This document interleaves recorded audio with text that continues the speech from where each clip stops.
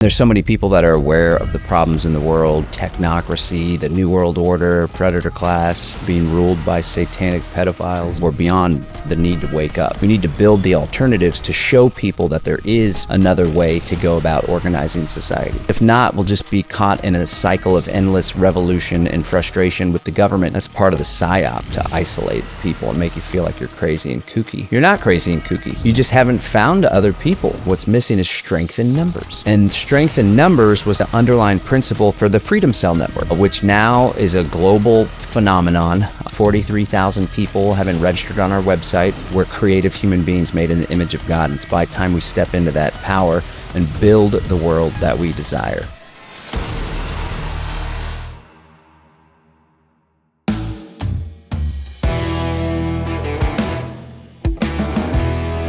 What do you think it is about human nature that causes so many of us to choose comfort over freedom?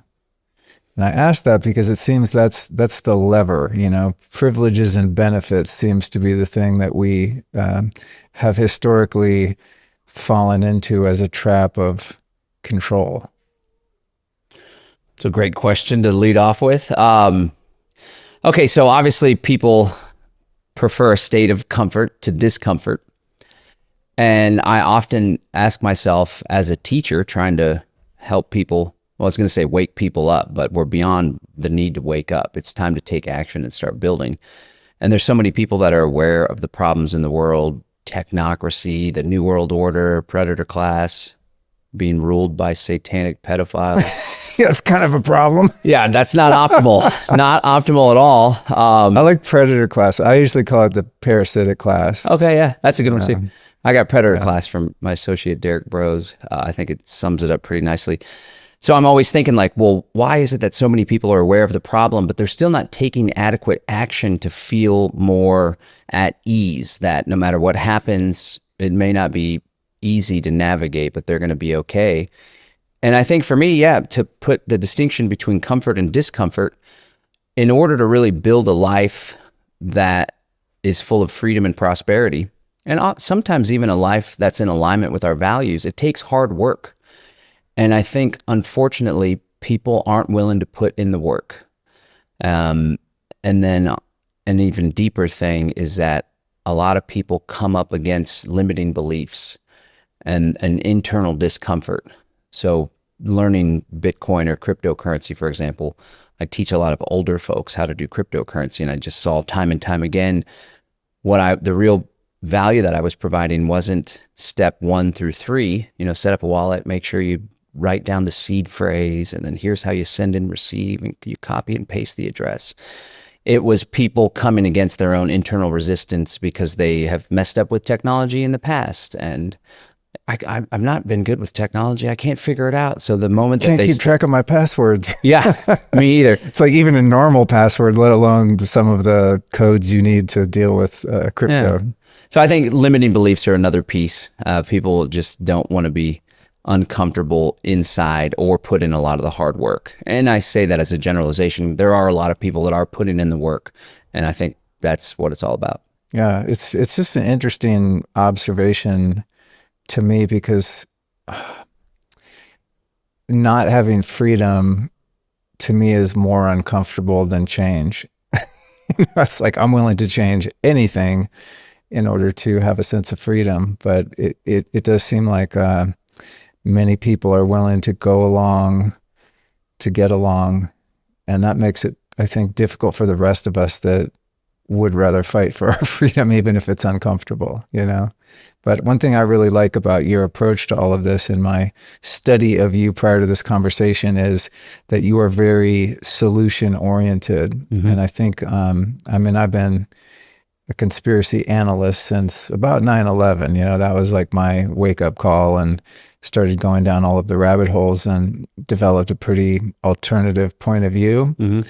And then just kind of kept it to myself and did my thing. And then when the pandemic rolled out, it was like, gloves off, roll up the sleeves. I'm done with this shit. This is serious. And I think that was the case for a lot of people. But myself and many people I know, I think, have a difficult time with getting stuck in the learning and understanding of who's doing what and why and who's at the top of the pyramid, controlling this, and kind of living in the state of fear and losing track of solutions. So I really love that you're in very real time helping people to reframe where we are as a culture, as an opportunity, and seeing it as an awakening rather than, that the totalitarian tiptoe is about to step on our neck. And this is something I personally struggle with because I want to know what's going on in the world. Sure. But I find if you lean into that too much, it becomes kind of a black hole and it becomes disempowering, when knowledge at one level is empowering. It's like almost like if we get too much knowledge, it feels hopeless. Sure. So I guess the question in there is, where do you see us, speaking as an American culture right at the moment, where do you see us in terms of positive versus negative as the powers that want to be kind of continue to encroach? Okay. An overall assessment of where we're at. So, or even how you look at it, like how do you stay positive about life when you have an awareness, a deeper level of awareness than maybe your average person does who is getting their information from the television? Well, I always teach my clients the antidote to overwhelm and anxiety, which comes from a over-researching. And a lot of the documentaries and a lot of the articles and a lot of the influencers and leaders in this space are playing up the fear because it's a clickbait fear porn kind of phenomenon. It's like, I love amusement parks and going on roller coasters. And so we seek that thrill. So reading that exhilaration, you kind of almost become addicted to it, and people fall into that trap, which leads to anxiety, which leads to feelings of overwhelm. Lately, it's like an information overload. In fact, I think in Event 201 and a lot of the COVID operational planning, because it was like a military grade psyop that took place, they were deliberately saying like, we need to just hit people with so much information that they can't even make sense of it all. And so I teach folks the antidote to that is action. Of course, you're going to feel overwhelmed if there's no outlet for this fear and frustration. But the moment you start meeting up with other freedom people, like later this evening, we'll be at our second, we do it every other week, so our bi-monthly Bash Drop Freedom Cell social dinner. And it's growing and growing. There's people that we're recruiting from the local Bash Drop Facebook group, to come into the fray. And there's a lot of folks from my old days as a conspiracy guy and running a conspiracy bookstore here in Austin that are showing up, and it's super groovy. But you show up, you meet people, you see that there's other people that think like you do. You're not alone and isolated. You start digging in the backyard and building a garden, and you see the fruit of your efforts, right? You learn how to trade with precious metals, or you find a local vendor or convince a local farmer's market vendor to accept precious metals or cryptocurrency, for example. And then you start to see like, okay, I have a little bit more control over my life than the predator class, than the propaganda machine would like me to believe. And I would argue there's a lot of hyperbole and fear being injected through the mainstream media, but there's also a lot being injected through our own alternative media. A lot of sensationalism, a lot of World War III, a lot of civil war supposed to erupt between the left and the right. And I don't know how many times this was already supposed to have happened, and it hasn't. Same thing with the collapse is right around the corner. I think that our side of the aisle is responsible for a lot of the fear, which has left people feeling impotent. So if any of the viewers are feeling overwhelmed, anxious, impotent, what do? I just encourage you to just start taking action, even small actions. It makes a world of difference. You begin to realize that you do have control over your life and your circumstances. And then the more of us that realize that, of course, the better. And so to answer your question too about the assessment of the current state of American affairs, I'd see there's a fracturing taking place. So you have the masses, and for the bulk of the masses, mass man, mass woman, they're not really going to buck the system. They're just going to go along to get along, which is fine because there's always been a mass group. They don't change the course of history. It's the fringe minority that shifts the course of history. And so I see, as an observer of this movement, having been awake since 2002, caught a documentary by Alex Jones here in Austin on cable access, 9/11 Road to Tyranny. Yeah. And it was like, whoa, this is crazy. I've been lied to about 9/11. This is nuts. And then went down the rabbit hole and started burning DVDs and passing them out. That's what we would do back in the day. We would pass out burnt DVDs. I did a bit of that too. Stuff. Yeah. Yeah. And so having observed the movement, and then Ron Paul came around, and then you had this modern liberty movement expands, and then it shifts into voluntarism and the more anarchism. And then, of course, the sovereignty through law piece has been there since the 90s and even before then, but that's now having a resurgence. So our movement is expanding and expanding, our broader freedom movement, health freedom, conspiracy, whatever it may be. And there's like, it's so big that there's different factions and different circles, tons of overlap. I just got back from Confluence. There was like 1,160 people on site. They sold like 700 or 800 tickets. And it's just all these people. So I think the idea of freedom and personal responsibility and exiting is really starting to take hold. And I see much more momentum building in the future. And I think it's important that we recruit people from the masses, because things like COVID happen and people are like, huh? So journalism and good videos will help break people out of that. But then we got to bring them into a constructive space where we're building the alternative parallel systems, because if not, we'll just be caught in a cycle of endless revolution and frustration with the government. We need to build the alternatives to show people that there is another way to go about organizing society. One positive thing, everything obviously can be looked at from a non-dual sort of perspective, right? So you think about COVID, for example, that whole era, which I would argue we're still in many ways, right? Because it's like once that overreach steps forward, it never steps back, right? It's like, think of the Patriot Act, right? Or any of these like temporary measures. I mean, income tax was meant to be temporary. The body scanners? Yeah, exactly, right? So I try to look at, what has happened from a place of positivity, in the sense that so many people that were just kind of, your average person who wasn't involved politically or interested in any of the stuff that we'll be talking about today, they were kind of brought in partly because everyone was forced to stay home. And what do you have at home? You have the internet, right? And if you kind of have a sense like, something feels a little off here.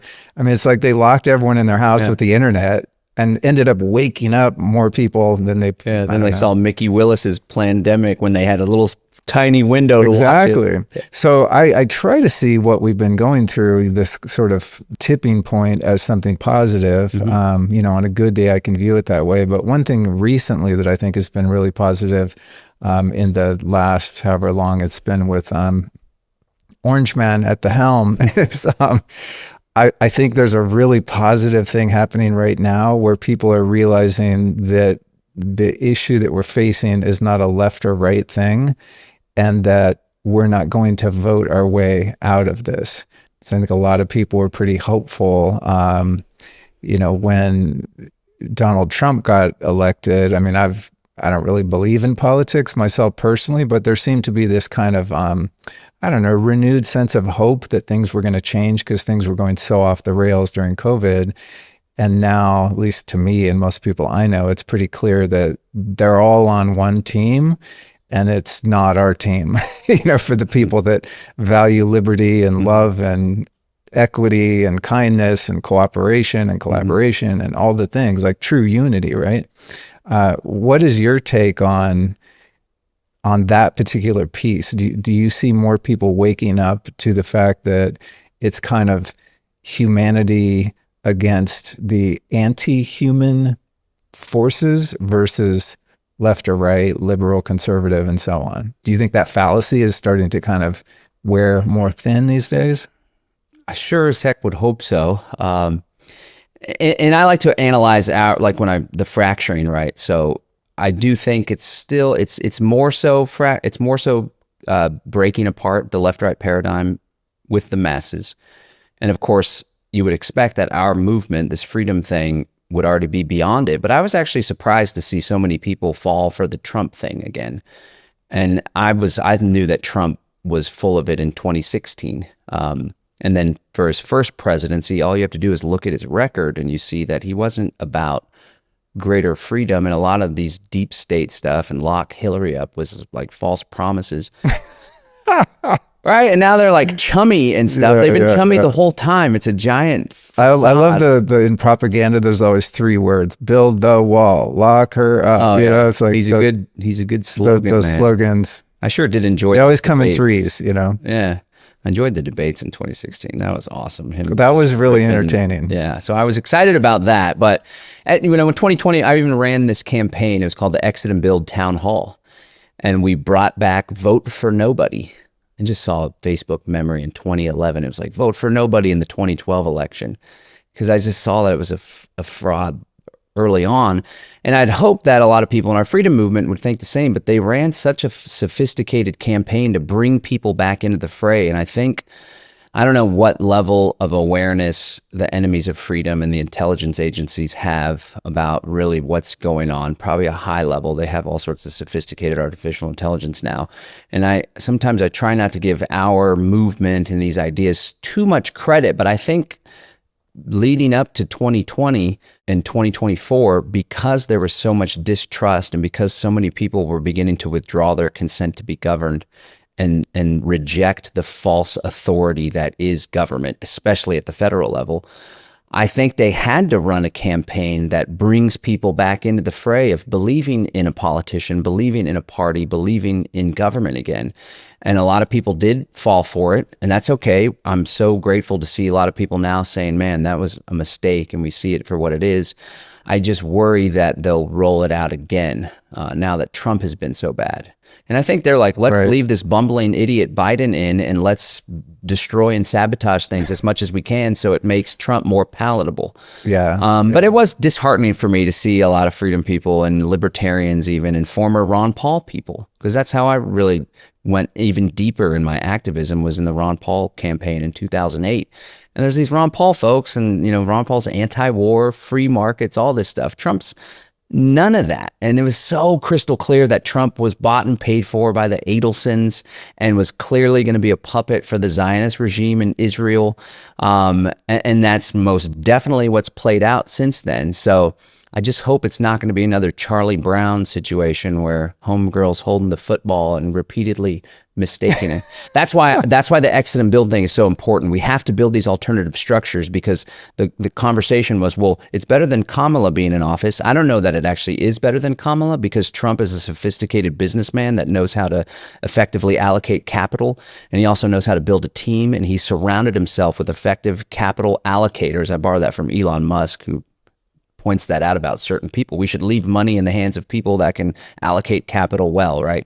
He surrounded himself with technologists, CEOs, and executives, and has more of a business mindset, as opposed to for CBDCs, for example. If CBDCs were to be rolled out through the DNC faction, they would be having congressional hearings and it would be all this bureaucratic nonsense. But instead, they found a way to trick everyone. They're rolling out CBDCs as stablecoins, which is in the private sector, and it already is existing. Same thing with all this artificial intelligence. So I think actually when it comes to technocracy, which is the real enemy of freedom, this digital panopticon surveillance state they're erecting and the Great Reset, Trump has been much more effective at implementing that because he knows how to execute, unlike crooked politicians that have a career in Washington or all they were lawyers. So I think they pulled one over on us, and our hope next time around, so more people don't get duped, is to help them remember who we are. We're creative human beings made in the image of God. And it's by time we step into that power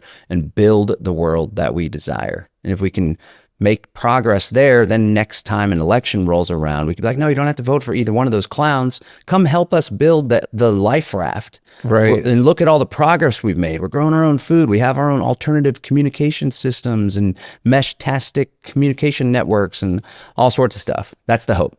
Because a bunch of people are going to go back into politics. I can already see it. It happens every time. It's so, and I'm certainly no expert on politics. I mean, I have very little understanding of how it all works. I'm kind of a big picture observer. Mm-hmm. So you saw, in the Biden time, it was like things just went so crazily left. And woke. Yeah, all that, the censorship and language policing and just really, I don't know, just forcing so many strange agendas that I think even your average person is like, what? but it's like things got so nuts that it was a perfect positioning to offer this quote unquote anti-establishment leader, right? It's like they're just driving people to Donald Trump because they made things so weird that you were willing to like accept anything. I mean, I've never voted in my life and never will, but for those people that have a belief that that means something, it was so interesting, the like false dialectic kind of thing, right? Where you just make things so extreme and so crazy that like what's going on over here seems reasonable when it's ultimately the same thing, just going about it a different way, as you just described so clearly. The level of sophistication, it's like the same end goal is being worked toward. It's just a matter of strategy of how they're going about it. But when you look at things, you know, going back to the early days of 9/11 and all that, it's like everything always kind of heads in the same direction, regardless of what's going on politically. It's just kind of the way they paint it, right? They paint it one color or the other color, but ultimately it's the same goal. So I'm really, really supportive of your perspective that changing the system or tearing the system down is likely, if not impossible, would take forever. So I love your perspective. Like, cool, you guys are doing your thing over here. Have fun. We're starting to build our own parallel system. And I really think that's the only way that we'll be able to find our way out of this. And mainly because I'm sure you're familiar with Larken Rose. Alex Zek gave me that book a couple years ago, and I was just like, what? It became so clear to me that really the human issue and why we're so susceptible to this evil is, I really think it's just our fundamental belief that we need to be governed and that we can't make it as a civilization unless we put arbitrary random people in some position of authority. It's like the belief in authority as a principle seems to be the problem. Yeah. And I mean, I have two kids, they're 13 and 14, and I think we might have been a little too laissez-faire with them when they were younger, because kids do need order and boundaries. It's like a river. You want to be the banks of the river, and it'll shift, but you want to guide that river. But the way that even, you know, people parent their children creates this false authority because I said so, so to speak. So not only do we have government and government schools conditioning the children, but the parents, even within our own movement, often condition the children to just have this undue respect for authority. So yeah, we got to smash through that. But people, like I shared before, people don't know an alternative. There's no other alternative. How are we going to organize society? How do we build the roads? How do we render justice without the state? It has to be demonstrated, which is a challenge, and you know, it's uncharted territory. We're new pioneers in all of this. But yeah, the work of Larken Rose is good, and I appreciate more and more how we're having these conversations about voluntarism and about alternatives to government, because a lot of people haven't even contemplated that. And I think with advancements in technology and cryptocurrency, and there's just, it's an opportune time to experiment with alternatives to government as well. If you're listening to this show, chances are you're already investing in your health in the right ways.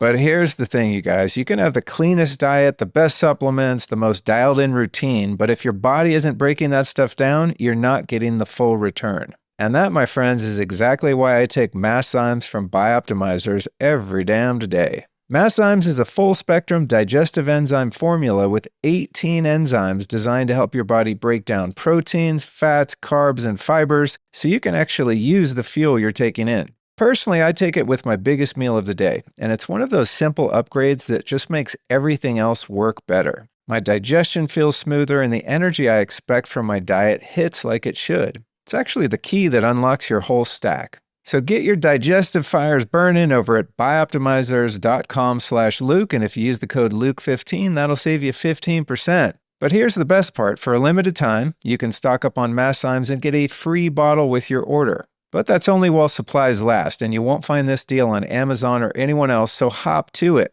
Again, that link is bioptimizers.com/Luke, and the code is Luke15. And don't forget to grab that extra bottle of Masszymes, a $20 value on the house. Tell me about the Four Horsemen of Technocracy. Okay, so We're talking about earlier how whether it's left or right, or whether it's 9/11 or COVID, there's an agenda that's been advancing. And that agenda is technocracy, which was communicated by Klaus Schwab with the Great Reset. I guess it's Larry Fink now that's the head of World Economic Forum, the BlackRock guy. That's a trip. But technocracy ultimately is the enemy, in my view. Not left, right, Trump, Biden, Kamala. That's all just a dog and pony show. And as you pointed out, it's always advancing towards technocracy. So if you think of a pendulum swinging from left to right, it's not just swinging just statically.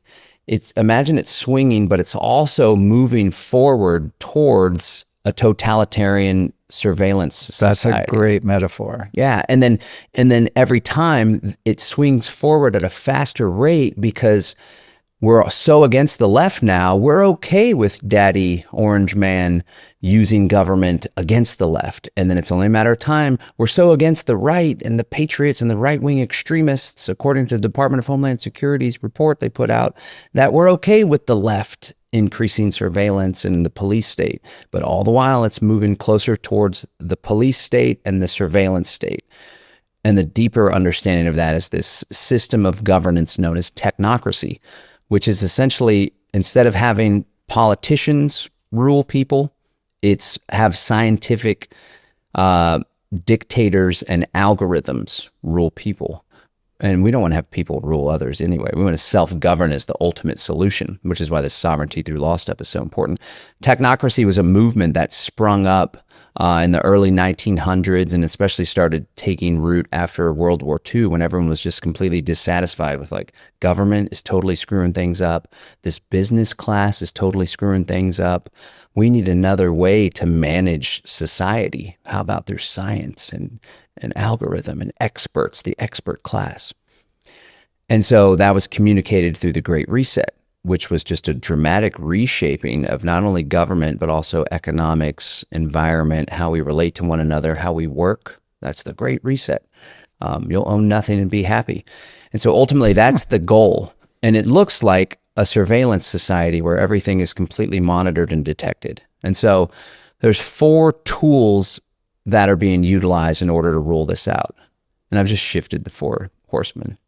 It was CBDC, it was digital ID, CBDC, vaccine passport, and social credit score, which are all still concerning, but I'm shifting it up. Somewhat inspired by Catherine Austin Fitz's work. So now the 4 horsemen, in my view, influenced by her understanding of the CBDC system, is surveillance technology, which is flock cameras, which is our smartphones listening, which is, surveillance when you're in a store, you name it, which is smart meters, which is your car driving down the road and it has cameras and such, and there's little cameras on the light posts and all sorts of crazy stuff. So that's surveillance. And then you have digital ID. Digital ID is the first piece, and then surveillance. So digital ID, which is creating a single point of data collection and retention that you then have to use in order to engage in life, services, commerce, travel. And then you have the surveillance piece. And then you have the artificial intelligence piece, which is taking all of the data that they're collecting through surveillance and now being tied to your digital ID and analyzing it in an effective way to make it useful information.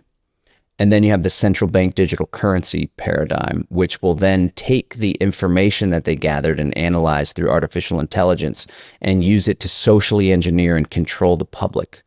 This is all going to eventually be worked into a form of energy credits. That's part of the technocracy. They wanted to have an energy credit instead of money. So it's just like the total bastardization of money, from sound money with gold, right? And then you had fiat money, debt-based fake money, and now they're moving it further to this energy credits system. It's kind of a trip. But those are the 4 horsemen of technocracy. Digital ID, single unifying data collection point, which will be housed on your phone, but really it'll be like a mark of the beast number, a code, a serial number, so to speak. Then you have all this massive surveillance just being soaked in, which was already the case. It's even more so now, but without artificial intelligence, that information wasn't very useful.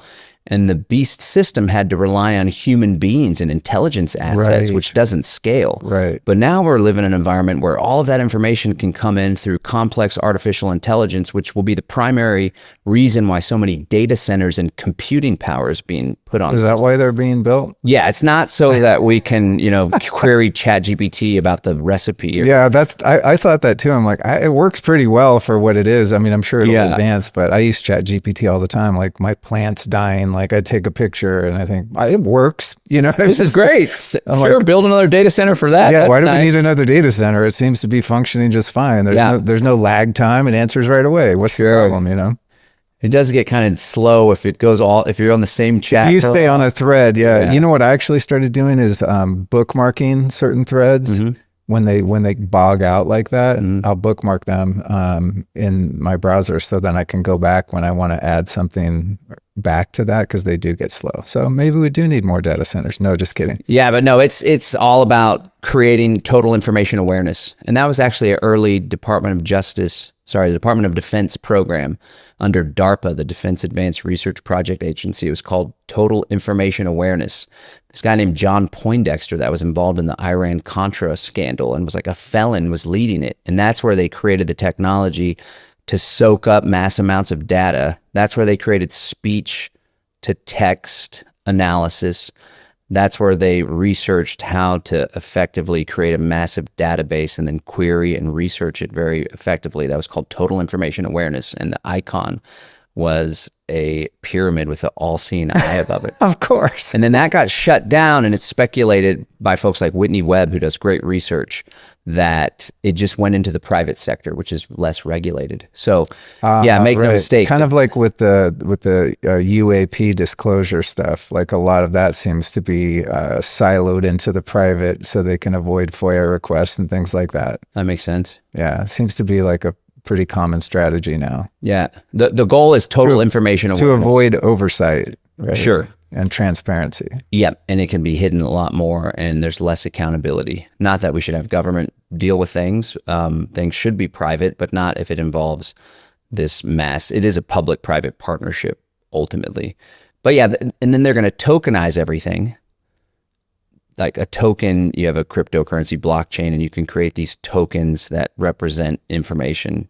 A common one is called a stablecoin, where one tether, for example, it's a token that's pegged to the value of $1. Well, they want to tokenize every single real world asset out there, including all of the biodiversity on the planet. So not only can they track and catalog it, but they can also create sophisticated financial markets in order to bet on if this ecosystem or this swamp is going to be around in 15 years, or even an entire population. They can go and inject a bunch of educational instruction and fund nonprofits to teach the youth robotics, artificial intelligence, coding, and such. And then they place bets, it's called impact investing, as to whether or not in 10 or 20 years that's going to come to fruition in the form of entire industries or shifting an entire city into a new sector, so to speak. Anyway, all of that is for the purpose of advancing along this technocratic agenda. And that's the real enemy, not Donald Trump, not immigrants from South America, not Iran or the Persians. It's this dastardly plan to create a total surveillance society and create an environment where they can have their way with us. To me, what you just outlined it doesn't sound paranoid or conspiratorial. It sounds pretty logical, but I think to some people listening or watching, I don't know, that haven't been as tapped into this stuff as long as you have and kind of watching it progress and keeping an eye on it, it could sound really crazy. But if you look at, like, if you go back to 2018 and say, hey, in a couple years, and you described everything that happened with the pandemic, people would think you were nuts until it actually happened. So it's like, I think I've been tracking these things long enough where I'm like, actually, this sounds very logical to me. And also, as I was alluding to earlier, that voting for the right person does not seem like a viable way out of this, because it's like, no one's going to be put in a position of power unless they're allowed to be. It's this idea that we have that we actually have some choice. when we're given a menu, that is all the same food. Right? Yeah. It's like, which kind of pizza do you want? It's still pizza. Or which torture device are you going to choose? Exactly. One's slightly better than the other, but you're still getting tortured nonetheless. So if I think forward to the really eloquent model of the technocracy that you just rolled out, of course, I'm thinking like, oh, okay, well, if this continues on and it's uninterrupted and I don't opt to exit the system in the ways that we're going to continue to talk about today, first thing that came to me was like my water meter, as I was telling you before. We got off septic and got onto city water. And when that happened, they install a smart meter so that the city that controls the water can, kind of monitor your use, right? So it's like it's a micro surveillance. And I could think, well, what does that matter? It doesn't really matter right now. I just can't turn the sprinklers on at certain times. It's a little bit of an inconvenience. But I'm thinking, however many years down the road or months, who knows, is like, I tweet something that's unacceptable, right? And then I get a notice like, hey, we saw your tweet, so you're not going to be able to get water for a few days, so you better knock it off, right? I mean, I think that sounds paranoid unless you look at the past few years in an objective and honest way. You couldn't get on an airplane unless you wanted to put a diaper on your face. People lost their jobs. You couldn't see grandma in the hospital. It's like much more radical things than that are already happening. And it seems like when they roll these things out too, they kind of test them and pulse them to see how much people are going to push back. Oh yeah. It seems like the whole COVID saga, a lot of that was just them kind of fucking around and finding out, it's like, what are they going to put up with? And it turns out we put up with a lot, we're just like, keep me safe, daddy. I'll do anything you say. It's really wild. It's unfortunate and pathetic. You make a great point though, that a lot of people, it's kind of a trip that used to seem like some paranoid thing. And a lot of people would deliver it in kind of a paranoid, weird way. Yeah. Like Alex Jones would just get all worked up. Sometimes for your typical American, that's like, wait a second, what the heck? But if you can communicate it in a calm, rational way, and, people are giving me the benefit of the doubt, but this is all well-researched and people could go down whatever rabbit hole on their own. But still then, even if people are aware of it, they're like, well, it's not happening to me now, and they're not motivated to take action or make change. So it's a frog in the boiling pot thing. And if you are aware of this, then I would argue that we all have a ethical responsibility to be doing more, because more so than this agenda impacting us, which it's going to. I mean, 2030 is their target year, and we're going to see a massive advancement in the implementation of these systems. But it's going to be like a generational kind of situation where the youth are born into a scenario where these systems are already in place. And slowly but surely they weed out undesirable behaviors, like questioning the idea of there being only, people that think there's only two genders. We got to do away with that. So we definitely can't have people talk about it on social media. Then if we can let it be known inside the school system when we have the kids that are more than two genders, then over time they start to really shift how people think and things that people know. And so they're definitely going to use the CBDC as a machine, as a mechanism of controlling our behavior when it comes to environmental controls, especially when it comes to woke agenda, when it comes to shots and medical procedures as well. So I just want to add that's a really good point. It's like, I guess they call me Generation X. I'm 55. I think that's what generation I'm in. Sure. And it's interesting. I read something recently that my generation is the last generation that will have known the pre-internet, pre-digital life and post, right? After that. And I thought, oh, that's so weird. Like kids being born today can't imagine what it was like when you had a rotary phone on the wall that you had to dial, and you just showed up at your friend's house. You know what I mean? You remembered a bunch of phone numbers. Yeah, all that Tim kind of home stuff. to play? And, you hear people talk about, oh, we used to just, go run wild on our bikes and you had to be home by sunset, that kind of thing, right? But those were the good old days. When you were describing that, I'm thinking about like a kid in North Korea, or even someone who's like 30 in North Korea right now.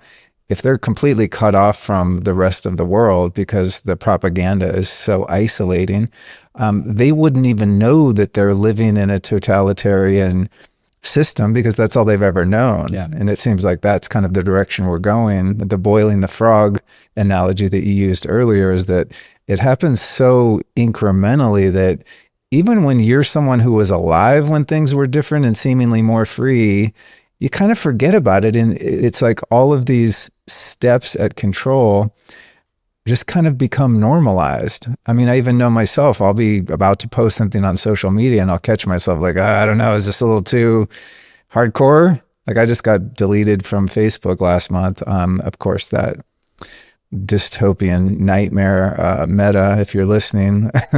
just kidding, I love you guys, but yeah, just this, I'm caught in this web. They won't tell me what I even did. I don't think I did anything. The chat bot's telling me, oh, it was a system error, we'll fix it right away. They don't fix it, this kind of stuff, so it's imagine that being your ability to buy and sell. That's what I'm saying.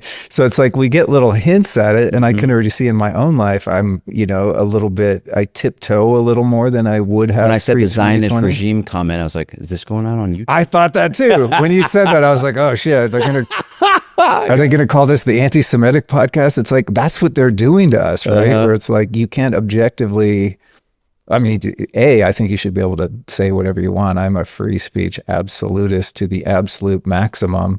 But the way that we're conditioned like that, say, if you were being critical of the government or leadership of, I don't know, any country, right? Then there isn't a name for that yet, but if you criticize the government of Israel, you're called an anti-Semite or that you're some kind of racist, this kind of programming that teaches us to stay in our lane and restrict our perspective and point of view, because the last thing anyone wants to be labeled is someone who's ignorant enough to hate someone based on their religion or the color of their skin. Sure. It's like any logical, intelligent person would really not enjoy that. So it's just funny how we get trained to behave. The behavior modification and control is wild. And that's what those 4 pieces are all about.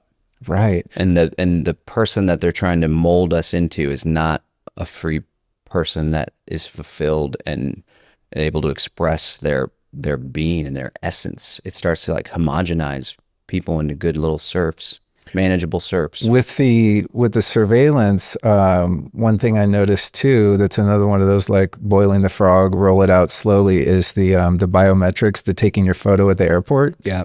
Which I always opt out of. My wife's like, what's the big deal? Like, it's not a big deal yet. Yeah. Right. That kind of thing is the surveillance to me is like the most terrifying part, because it's like what we know is going on is probably just the tip of the iceberg. Yeah. I'm sure many people listening have had that thing where you're having a conversation about bow hunting and all of a sudden you open your phone and you're getting fed ads for that. I mean, that to me is terrifying. And before I forget, I just want to say that it would be terrible if people started vandalizing the flock cameras. I just want to state that expressly and clearly. I think it would be a real tragedy if people started dismantling those things, along with all the cell towers. But what else? We're getting subversive here. If your meditation practice feels like work instead of peace, listen up. A lot of us sit with the best of intentions. We're trying to quiet the mind, experience inner stillness, maybe even connect with something deeper within. But the fact is that if your body can't let go of background stress, it makes all of that more difficult, sometimes even impossible.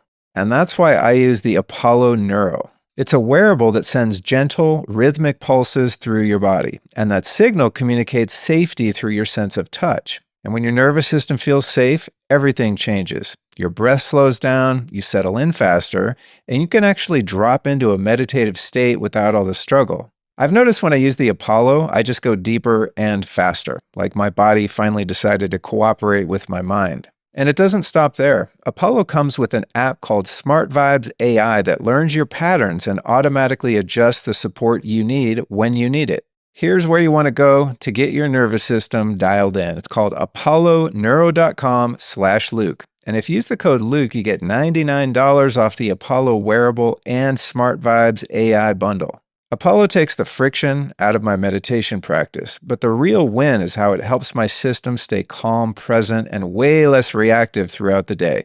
So you definitely want to check out apolloneuro.com/Luke And that code is Luke to save $99. What else is going on specifically around surveillance that you see right now? What is already happening, and where do you see, like, worst case scenario that going?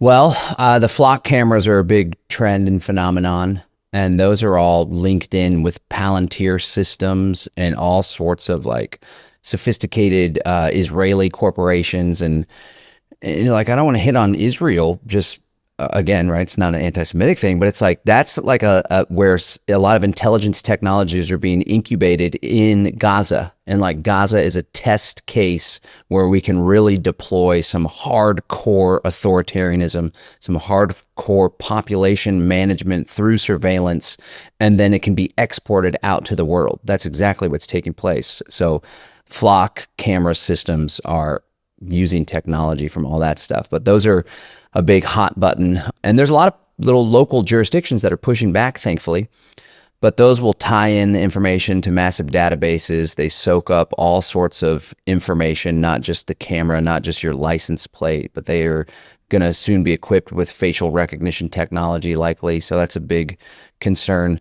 And you find, just like you brought up the airport, I noticed that travel is a great, for the predator class, is a great area, a great space to deploy a lot of this technology and to get people used to being subjected to that type of surveillance, like we saw with the body scanners when they came out. We actually pushed back on the body scanners back in, I don't know, it was like 2011 or something, maybe 2013. I don't remember exactly when it was, here in Texas and in the city of Austin. Like, we used to do protests and stuff. Really? We even dressed up as TSA agents and paraded around the Capitol doing mock little pat downs and creating these little turnstiles, and people had to go through them. That's amazing. And then we would like have one of our people be a dummy. Like, we were in TSA uniforms with Nazi little banners there. Oh my God. Maybe I am anti-Semitic, I don't know. But it was pretty provocative. And then we'd had our person in plain clothes, and we would grab them in front of everyone and do a pat down.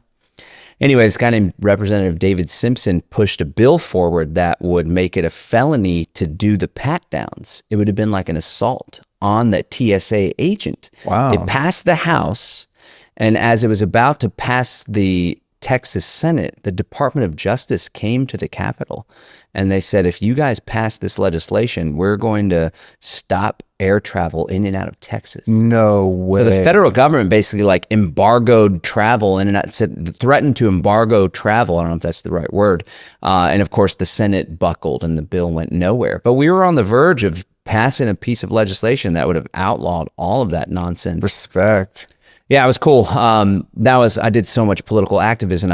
I came to realize that we weren't actually creating greater freedom. And in most cases, we weren't even slowing tyranny. But when we would have a victory, all it was slowing the growth of tyranny. We weren't creating greater freedom or moving the ball forward. We were constantly on the defensive and the reactionary. And that was part of my journey towards exit and build and away from politics. But yeah, the biometric surveillance is a problem. You can opt out of most of it still, but we already have most of our pictures and stuff in social media. And so practically speaking, the concern is in cities especially that an environment is being created where you're going to be constantly tracked and traced no matter where you go, which is why one of the solutions I motivate people to do, we do a whole event about it, is to get out of the city and get into the country. You can, if you're well off, you can have a place in the city. I love Austin, but I live in Bastrop now, a smaller town. But now there's flock cameras in Bastrop too. Are there? Oh yeah, there's like probably a couple dozen of them. It's not like Austin, but it's coming everywhere. So the surveillance cameras are a big problem. One thing that comes to mind in Mexico, they're pushing the digital currency faster, which is a surprise because Mexico is extremely rural. And there's a huge gap. There's like basically not a middle class. And it's very hard for the central government to govern, but they're pushing forward digital ID in order to use the cell service. That's one of the ways that they implement this stuff, is they take away privileges or they take away things that you're used to. And they say, you can now use this if you do A, B, and C, which is why digital ID is going to, of course, be tied to accessing the internet eventually. But what they said recently was like, we're now doing away with cash payments for toll booths and gas in Mexico. And that's, of course, to push people into a digital payment system, which will eventually be a full-blown central bank digital currency. But it's also because it takes away your ability to navigate throughout the country anonymously. If you have to use a card or some sort of cell phone payment service, every time you go through a toll, they know that you're now in this new region. And every time you fill up gas, they can track where you are and where you're going. So that's how they're able to do it in rural areas, yes, where you would normally be able to travel freely. Yeah, it's pretty sophisticated. Wow. So that's a big concern about the surveillance. It's about controlling our freedom of movement as well. Totally. I mean, that's, I think, one thing that, I mean, I value sovereignty and freedom so much personally, as I know you do too. I often compare myself when I think about this, kind of the matrix grid that is this corporate political grid that's been superimposed on this landmass we call the United States of America. It's like I look at wild animals, right? I look at a bear, a deer, you go out in nature, and at some point it just occurred to me, like, I'm the same as that thing, right? Like that thing just does what it wants to do, and it's provided for by the abundance of nature. Yeah. There's water, there's food, there's bugs to eat, there's smaller animals to eat, there's vegetation to eat, right? It's like animals just, in this neighborhood even, there's so many deer, right? The deer just migrate around, they're just living their life. Yeah. I'll find myself envying the deer. It's like, if I want to go from here to there, I need some little card in my car, unless I want to have an argument with a policy enforcer on the side of the road. And it's just like, wow, what would it be like to actually be free? None of us, well, very few of us ever experienced that. And if you do want to experience that, at least up until now, and I'm looking forward to hearing some of the things that you're building to make this more accessible for people, but it's like, if I wanted to be like that deer, I can't even go live on like federal land out in a forest somewhere, right? I'd be trespassing on government property. And if I had my own big, massive property and I just wanted to go live like that, I would have to be really adept and skilled at knowing how to do that. And there's no way I could do that myself because I'm not very handy. I'm just not, I didn't grow up with a dad that taught me how to do things, right? So I'm someone who like sees that wild animal and I want to be wild, but I don't have the skill set. I have a lot of skills, but that doesn't happen to be one of them. So let's talk about how we need each other and to be able to lean on each other's resourcefulness and skill sets in a unified communal way to fill in those gaps to make it actually possible. I'm talking geographically more free, right? Sure. I know you do a lot of work about getting people out of the cities. And we saw, in the 60s, there were a lot of communes. People had this idea, and oftentimes that fails because it's built around a charismatic leader or something of a cultish nature, So how do we have like an egalitarian sort of micro culture societies wherein there is no boss, there is no leader, there is no oversight in terms of a government, at least, maybe on your plot of land. But the thing that's curious to me is like, how do you bring people together in a way that is cooperative and people know what their value is in terms of what they bring to that? Because I would love to just go off, me and my wife, and just go live our best life in the wild somewhere, but I wouldn't be able to survive unless I became educated on how to do that. Sure. There's a lot of good YouTube videos about that stuff. Yeah, you'd have to have a Starlink out in the middle of the woods. Like, all right, how do I grow a turnip, Yeah. I appreciate how you think about envying animals. I can totally vibe with that. Well, because we are. I mean, we're animals. We've just been trained out of it. We've been conditioned. Yeah. It's a trip.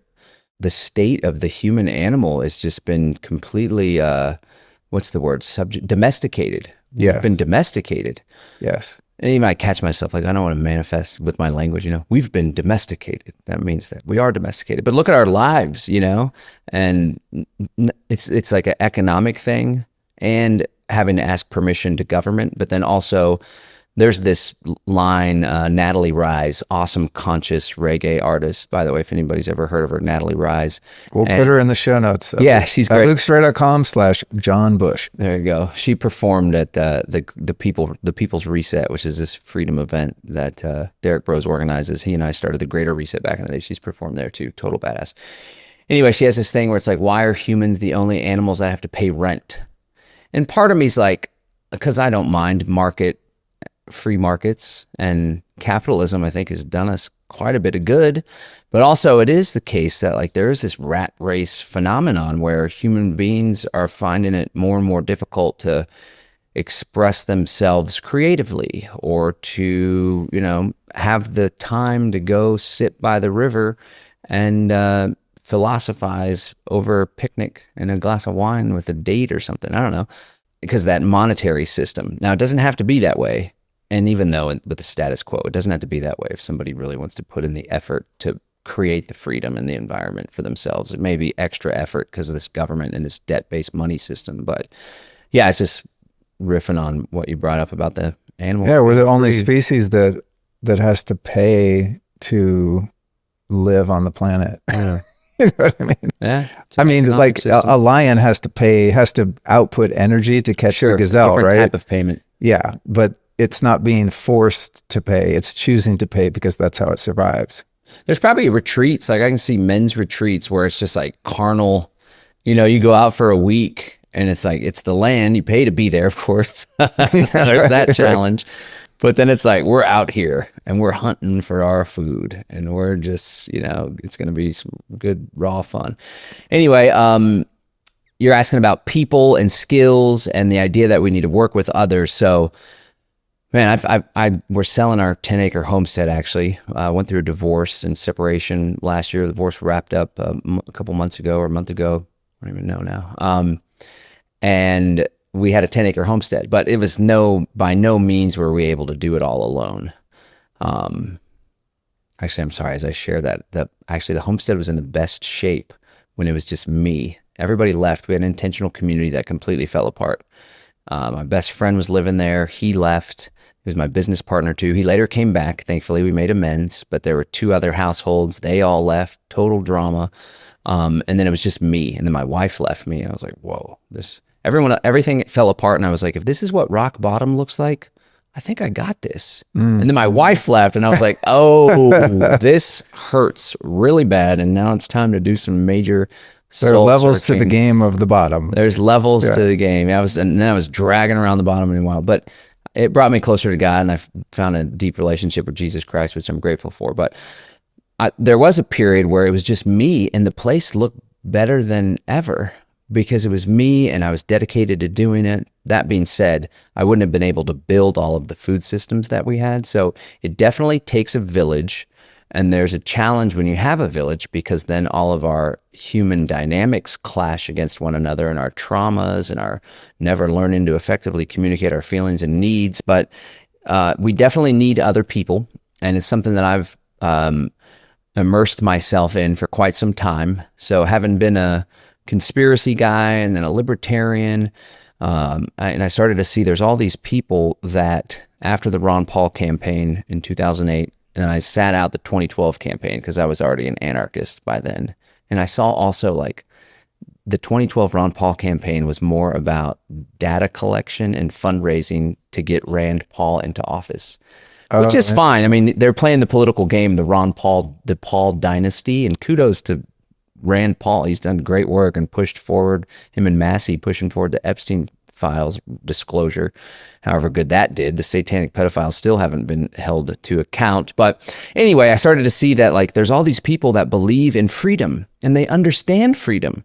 And a lot of people are beginning to reject the authority of government, yet we're all still complying. Most of us complying, paying taxes, driver's license. Like what are we missing? And that's when I started really coming to the conclusion that what's missing is strength in numbers. And strength in numbers was like the underlying principle for the Freedom Cell Network. So I was like, well, how can we get from here to there? How can we get from a statist society with government and big corporations and war to a genuinely free society? Well, it's going to take people. It's going to take building alternatives, but it can't just be a bunch of people completely disorganized. We need to be organized, but then there's a problem with organizations because when they're hierarchical, they are more susceptible to corruption or to external interference and intervention through some sort of counterintelligence program kind of thing. So if we're going to create an organization, it needs to be decentralized. And around this time, this was back in 2013, 2014, I started contemplating this. And I started to see all this stuff about small group organizing. So there was a guy named Bob Podolsky that wrote a book called Flourish. And he and this guy named John David Garcia, they did this scientific research, and they determined that 8 people is the optimal number of people for a group for maximum creativity to take place. Oh, wow. Yeah. They did all this actual scientific research and studies and tested the different numbers. It's also optimal for there to be 4 men and 4 women. And also at the same time, like Stuart Rhodes and the Oath Keepers. I don't know if you're familiar with Stuart Rhodes. No. He later got indicted and put in prison from the January 6th stuff, but he started Oath Keepers, which was an organization for law enforcement to recommit to their oath to the Constitution and say no to unconstitutional orders. Took on a huge life of its own, but at the time he was like organizing in smaller groups. It's more vulnerable if we have a big national group. It needs to be smaller county groups. Then there's this Ron Paul guy in Minnesota that put out this small group manual, and it referenced like the Soviets organized in small groups to push forward the Bolshevik Revolution. Christian ministers, missionaries, whenever they were persecuted, would organize in small groups. Anyway, so I'm like, well, maybe small group thing is what we need to do, and maybe it needs to be 8 people. And that birthed the idea of the Freedom Cell Network, which now is a global phenomenon with over 43,000 people having registered on our website, freedomcells.org, where you can go and see a map with people in your area. We encourage people not to put their address of their home, but an address of a park or a coffee shop down the street. And before COVID, it was just kind of inching along. Derek Bros came along and the idea resonated with him. He helped to grow it. And James Corbett did an interview and it started to grow and it had like 1,000 people.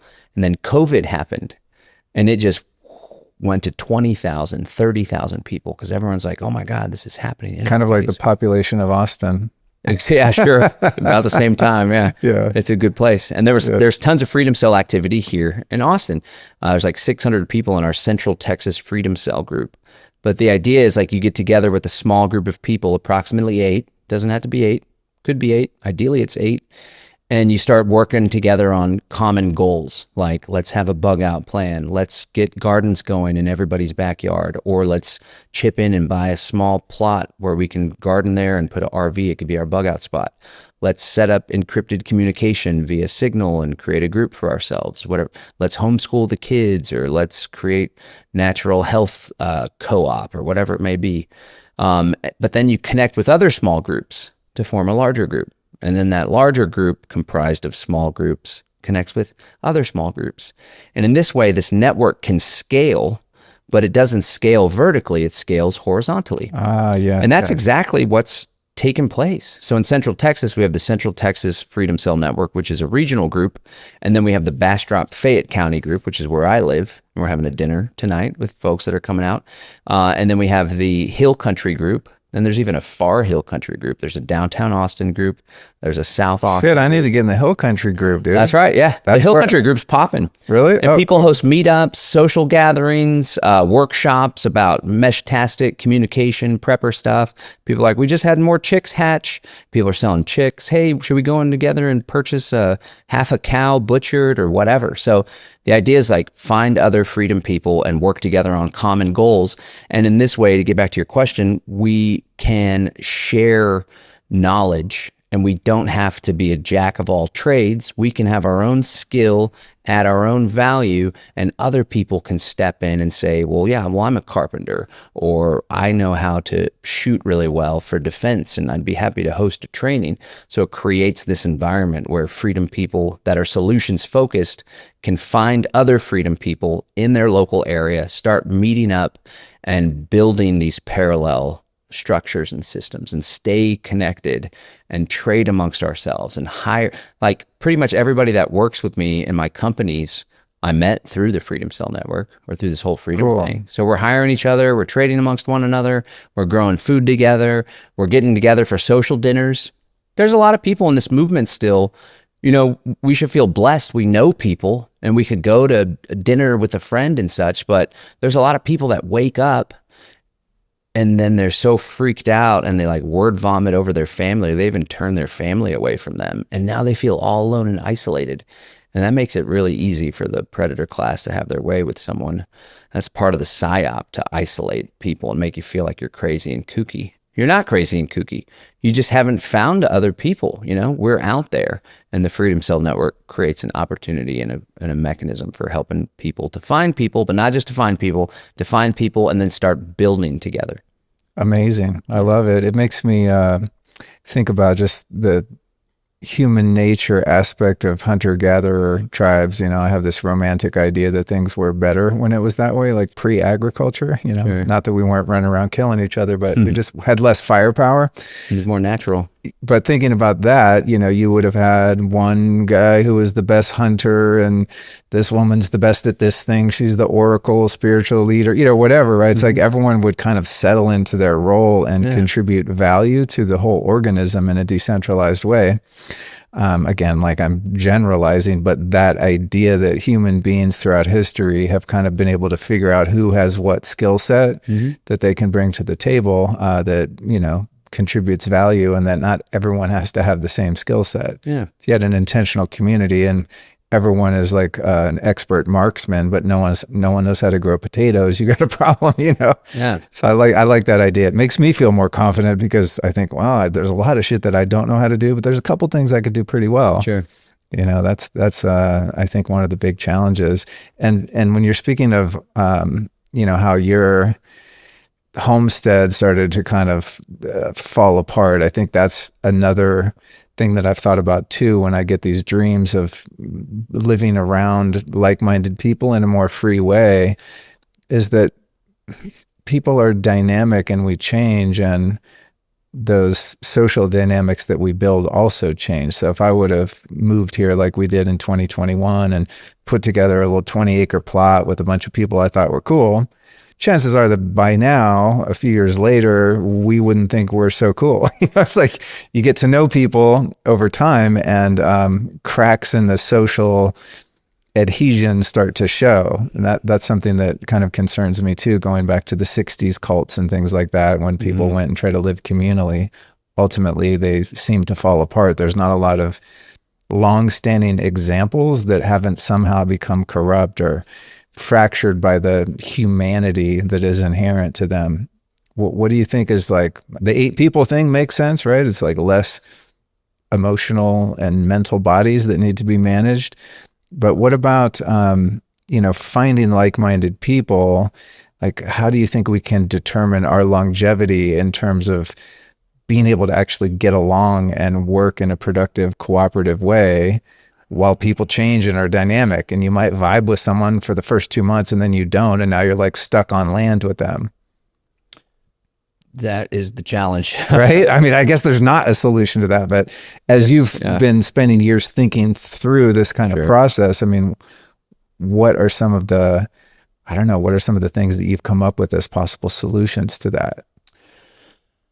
So there's a wide variety of ways to go on that one. I think the first thing is like, ultimately we all have to do the work, and like attracts like. Your vibe attracts your tribe. I just did a show on my podcast with sharing my reflections of having gone to Confluence for 4 years in a row. And it was 5 reflections. The first one was your vibe attracts your tribe. And it was noticing that these different big events and these leaders, the group has a different makeup, and it reflects the lead organizer, the face of it. And so that's one of the reasons why I enjoy Confluence so much, because I'm a big fan of Alex Zek. He's a friend of mine. He's a great guy. He's super grounded, and like he's been through hell. If you're familiar with the story, like, oh man, he had a really rough upbringing, but he managed to transmute that and that pain into purpose. And I think that's one of the reasons why he's such a badass. Anyway, so just be aware, like if you're attracting some toxic people, it's probably because there's a little bit of toxicity in you, right? And we all have some little level of toxicity there, whether it's a whole lot of toxicity or a little bit of toxicity. We were raised in a trauma-based society, and you just go back a couple generations and all of the men were often dying in World War II, and then came home and weren't expressing their emotions, and then took that out on their families and then passed that on to their kids. And then that was our parents, or, depending on what generation. And so we're all a bunch of broken children for the most part, just to varying degrees. Yeah.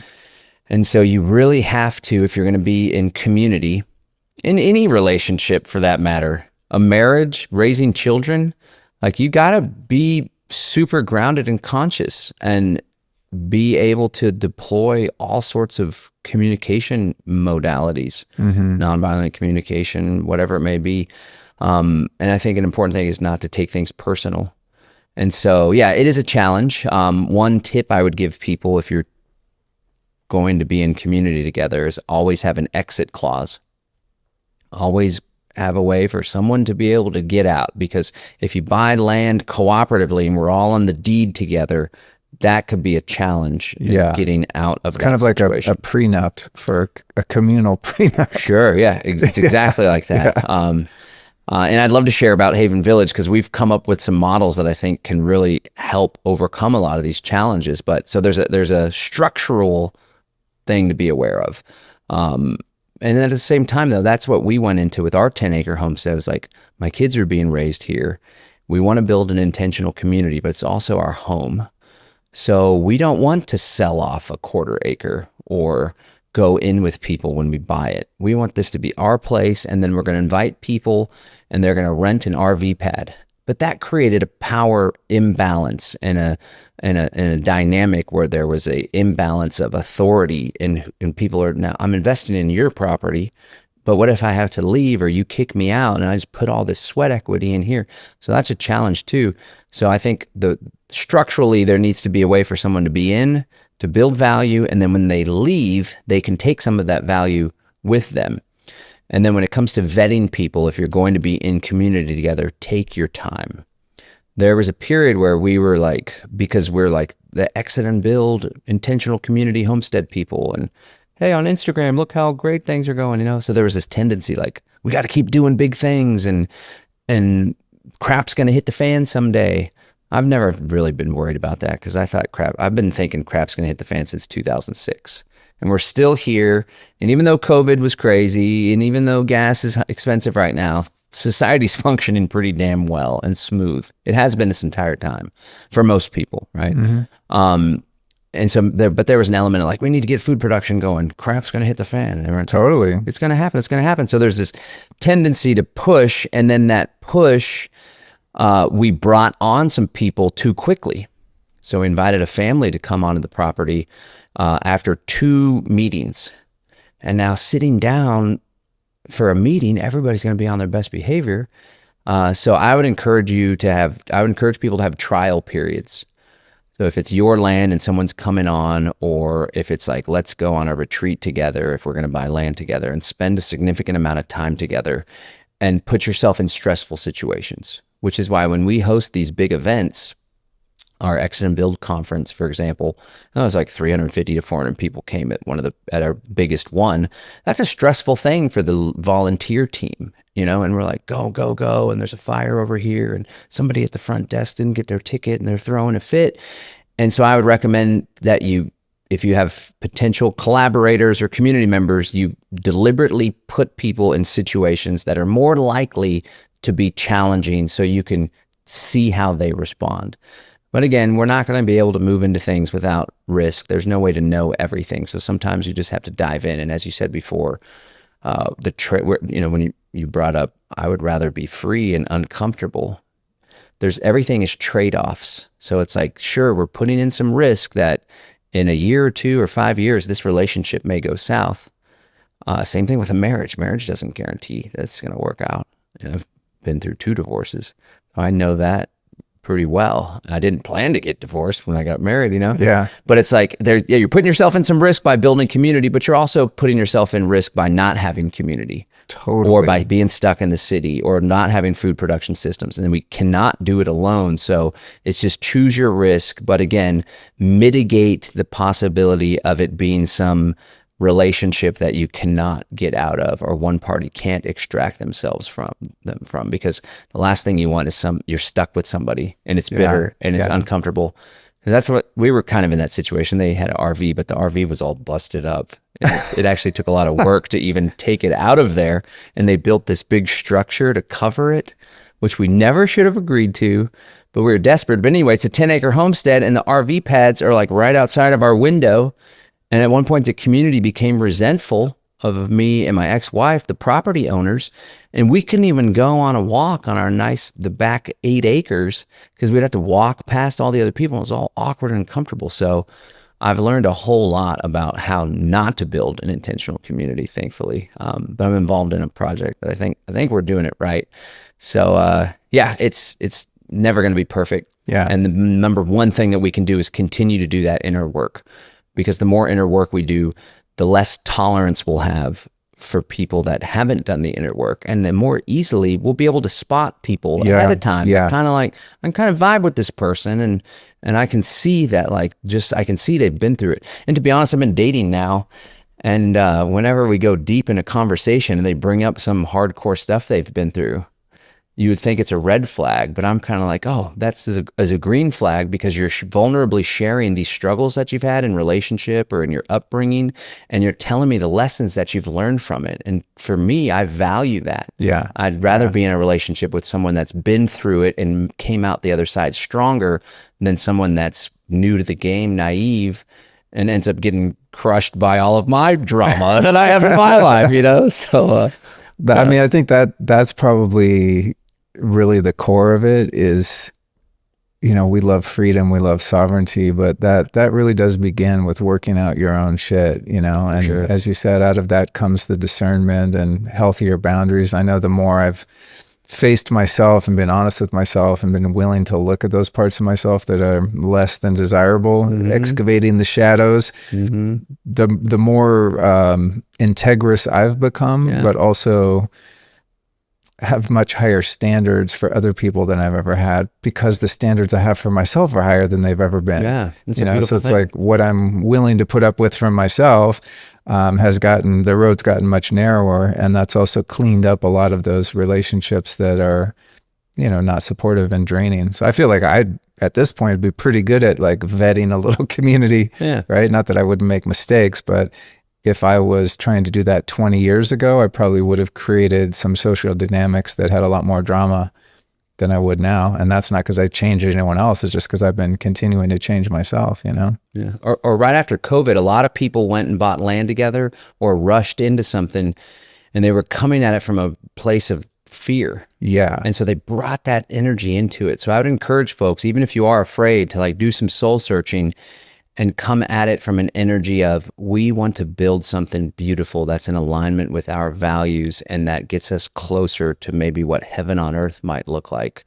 And when you come at it with that energy, you're more likely to manifest that, as opposed to, we're afraid that the government's going to crack down on us and we need to go rush into something.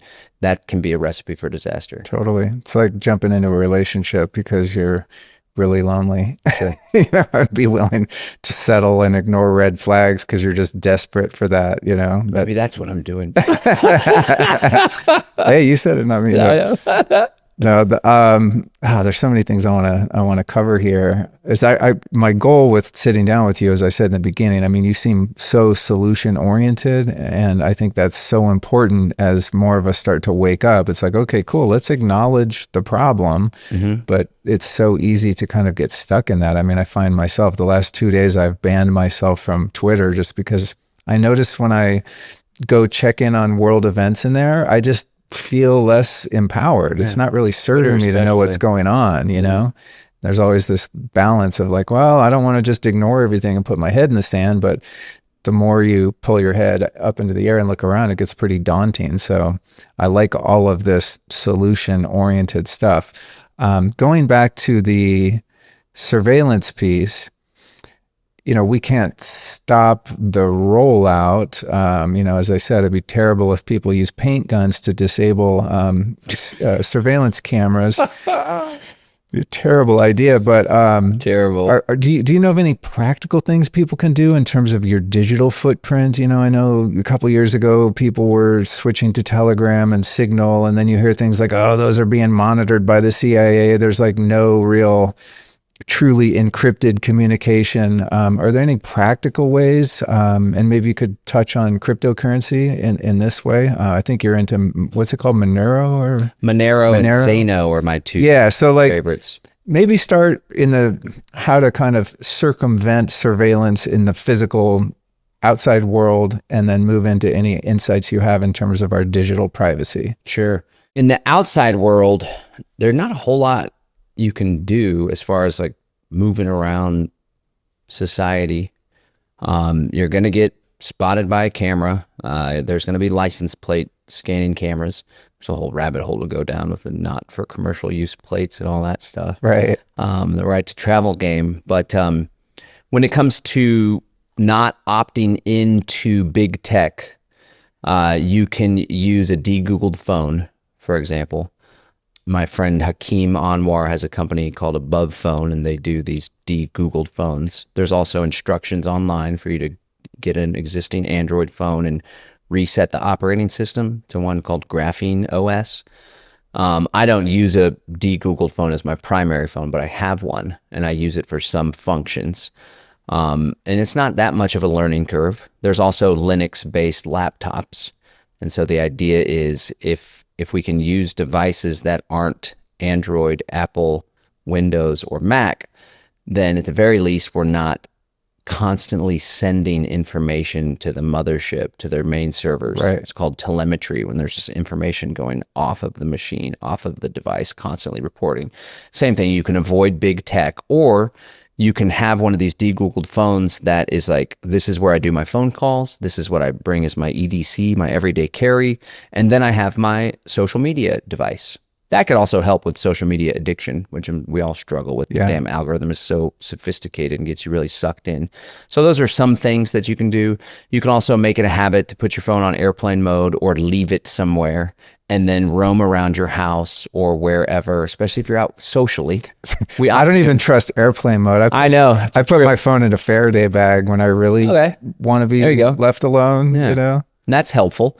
But I like your idea. Because I've thought about this of having two phones, because it's like the iPhone is just such a black hole, you know. But it's like, well, okay, so it's really useful to be able to access my email and things for business, text communication, and so on.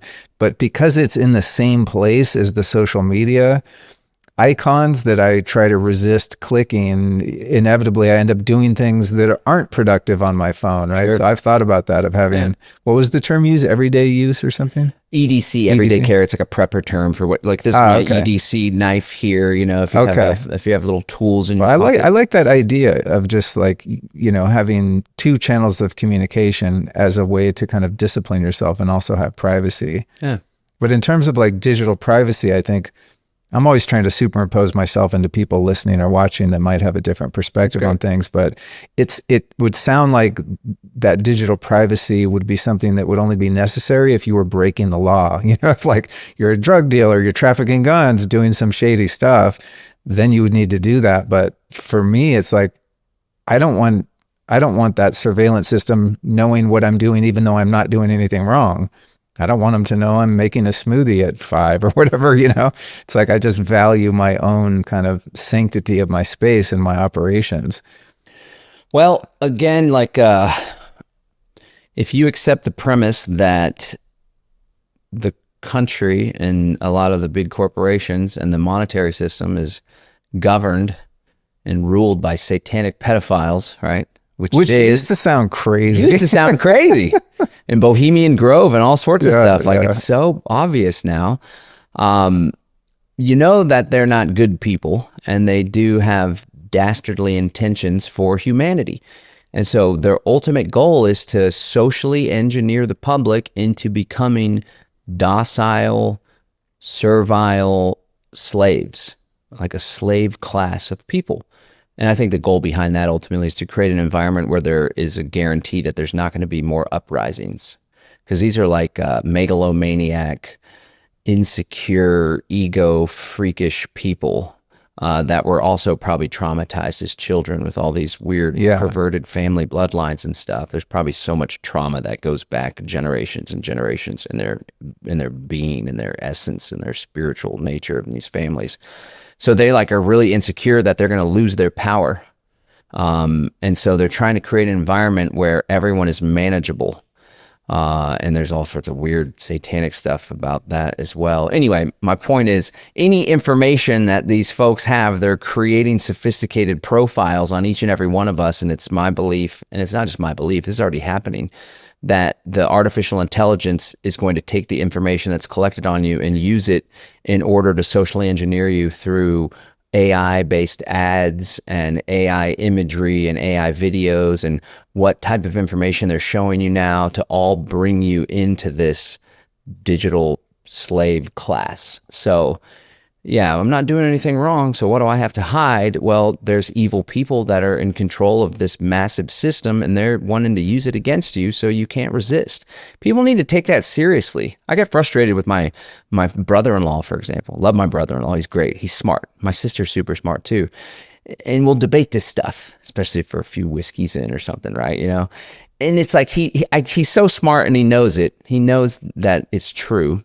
For the most part, not everything that I have shared, but now with the Epstein files and stuff, it's like, okay, but it's like, well, I don't care. I want to enjoy my life. And to one degree, I totally get it, because I would rather live like that than be freaked out and spazzed out on this stuff and annoy your family, and no one wants to be around you. You lost all your friends, and you got big giant bags under your eyes, and all you do is spend time on the computer and on Twitter and all sorts of stuff. That's not healthy. I'd rather be watching Sabrina Wallace videos about the Internet of Bodies. I don't know Sabrina Wallace. Oh, dude. It's good stuff. Gnarly. Is that who you spend all night on? No, I like, will tune in. I don't know. She's very, well, you haven't heard of her, but she was involved in the military or intelligence or something at one point, but she is like a savant with the science of how they do what they do. Sure. And so she goes a lot into the, nanobots and graphene oxide and cell towers and mind control, the Internet of Bodies. Like she's like the expert on that. And I'll dip into that for a second. I'm just like, I actually don't want to know. It's like, it's intense. It's too much, But again, it's also one of those people where I think, they're probably just paranoid. And then some more time goes by. I mean, even like David Icke, man, I used to go see him speak years ago. And a long time ago. And it's like, he did have me up until a certain point. I still don't know about the reptilian shape-shifting stuff, but I'm also not convinced that that's not the case either, because I understand that there's much more that I don't know than I do know. Mm-hmm. But you watch these people over time, and it's like stuff that used to sound nuts is now just kind of like taken for granted as the way it is. And it's really easy to get sucked into that. And then people know it, but still we're not doing anything. Right. So, yeah, it's easy now, and it's like, let's go watch the kids' baseball game and enjoy life and have a tequila and go see Bruno Mars. I'm talking about my brother-in-law. I don't know if he's going to watch this. I love him to death. I love my sister too. They do great in life, and they have a very happy life, but it's like, it's more so about what our children are going to grow up in, and especially about what their children's reality is going to be. So, if people are watching passively, it's the podcast sphere, and it's like a hobby to watch podcasts and be informed. I just really want to press on people to take greater action. And those actions don't have to be some uncomfortable, weird stuff. It's like grow food, meet people, use alternative currencies, begin to move outside of the system. You don't have to abandon all of your inside the system life. I call this the inside-outside strategy. You don't have to let go of all of this. You don't have to completely withdraw and get rid of your 401k and move to a cabin in the woods, but we all need to be doing more to build outside of the system, because we are likely to come to a time when the predator class again is going to put us in a position where if you don't take the shot, if you don't comply with the vaccine regime or the carbon output score, your personal carbon allowance, which is a thing the World Economic Forum pushes, then we're going to start taking away your ability to buy and sell. We're going to take away your ability to visit your grandparents in Canada or whatever. We're going to take away your ability to earn a living unless you do this and this and this. So that's when you're going to be super grateful that you took this seriously and started shifting some of your life outside the system, because you may be faced with a difficult decision someday. And again, don't just think about our own comfort and discomfort. Think about the future generations that are yet to be born, what life is going to be like for them if we don't create an alternative to all of this stuff. Yeah. Thinking back a couple years ago, people were getting debanked and de-PayPal'd. And I mean, I think you went through some of that too. I was listening to one of your interviews. I mean, that's like terrifying to me. If right now Wells Fargo and PayPal were like, bye, it would be a problem, because I haven't built that. So I think, well, I'm living fine. Everything's kind of comfortable. I know it's crazy out there, but I don't need to worry about that stuff. I just want to live my life. Well, that's true right now, but will that be true in 10 years? When they, when I sit down and have a podcast like this with someone like you and discuss the things we've been discussing, and the powers that want to be see that and just go, oh yeah, we're just shutting him down. You're done. That was the craziest thing. Up on your flock camera comments. Yeah, exactly. Wait, what was he saying? People start paintballing all the cameras and they point it back to me in this one episode. But one of the gnarliest things that I saw was when they deplatformed Alex Jones. Whether or not you like Alex Jones, I mean, I don't agree with a lot of the things Alex talks about as of late, but he sat right there in that chair and he's a really great guy. We had a really fun conversation. My wife. Remember that era where he was like doing the podcast sphere because he was so deplatformed. And I got lucky. Were you nervous though? Because a lot of people got in trouble for that. I mean, he had already been deplatformed, and so I think that was one of the reasons he was willing to do a show like mine that, comparatively with his reach is relatively small. But he was kind of like so vilified in that moment. I think he's just like, man, I'll go talk to this guy. Yeah. But point being is when he got deplatformed, it's like, even if he was someone that I disagreed with across the board and just hated, I would have been just as alarmed by that if they did that to, I don't know, Klaus Schwab or whoever, like Bill Gates got deplatformed. I would also think that is wrong because they're being deplatformed and their ability to communicate and live their life for something that they've said that, the system doesn't agree with. But that was like a real domino moment for me in the way that it was orchestrated so perfectly. I mean, it was within a number of days, the guy was just nuked his entire persona from the internet. And I was like, wow. Whoa. I think a lot of people thought, well, he's a loudmouth and, deserves it, right? People that didn't like him.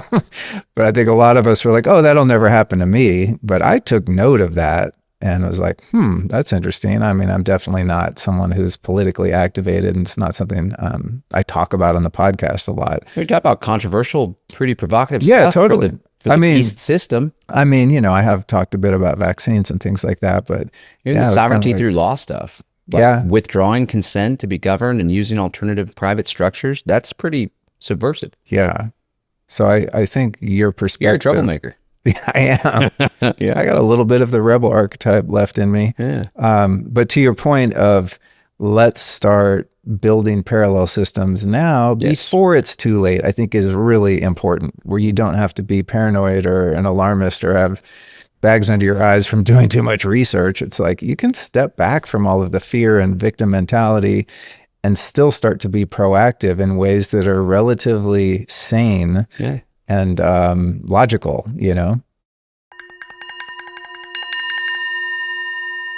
I've had a lot of big breakthrough moments in my life: ceremony, deep personal work, and just major life transitions. It's those moments where something just clicks and you see life through a new lens. But I'll be honest, the hard part isn't the insight. It's what happens after the insight. It's taking that clarity and living it, changing your habits, showing up differently, staying grounded when life gets real. That's been a huge edge for me. And the one tool I've used for years to support that process is the line of flower essences from Lotus Way. And these aren't essential oils, family. They're solar infusions that carry the energetic imprint of specific flowers. Sounds out there, I get it, but I've truly felt the difference. Otherwise, I wouldn't share it with you.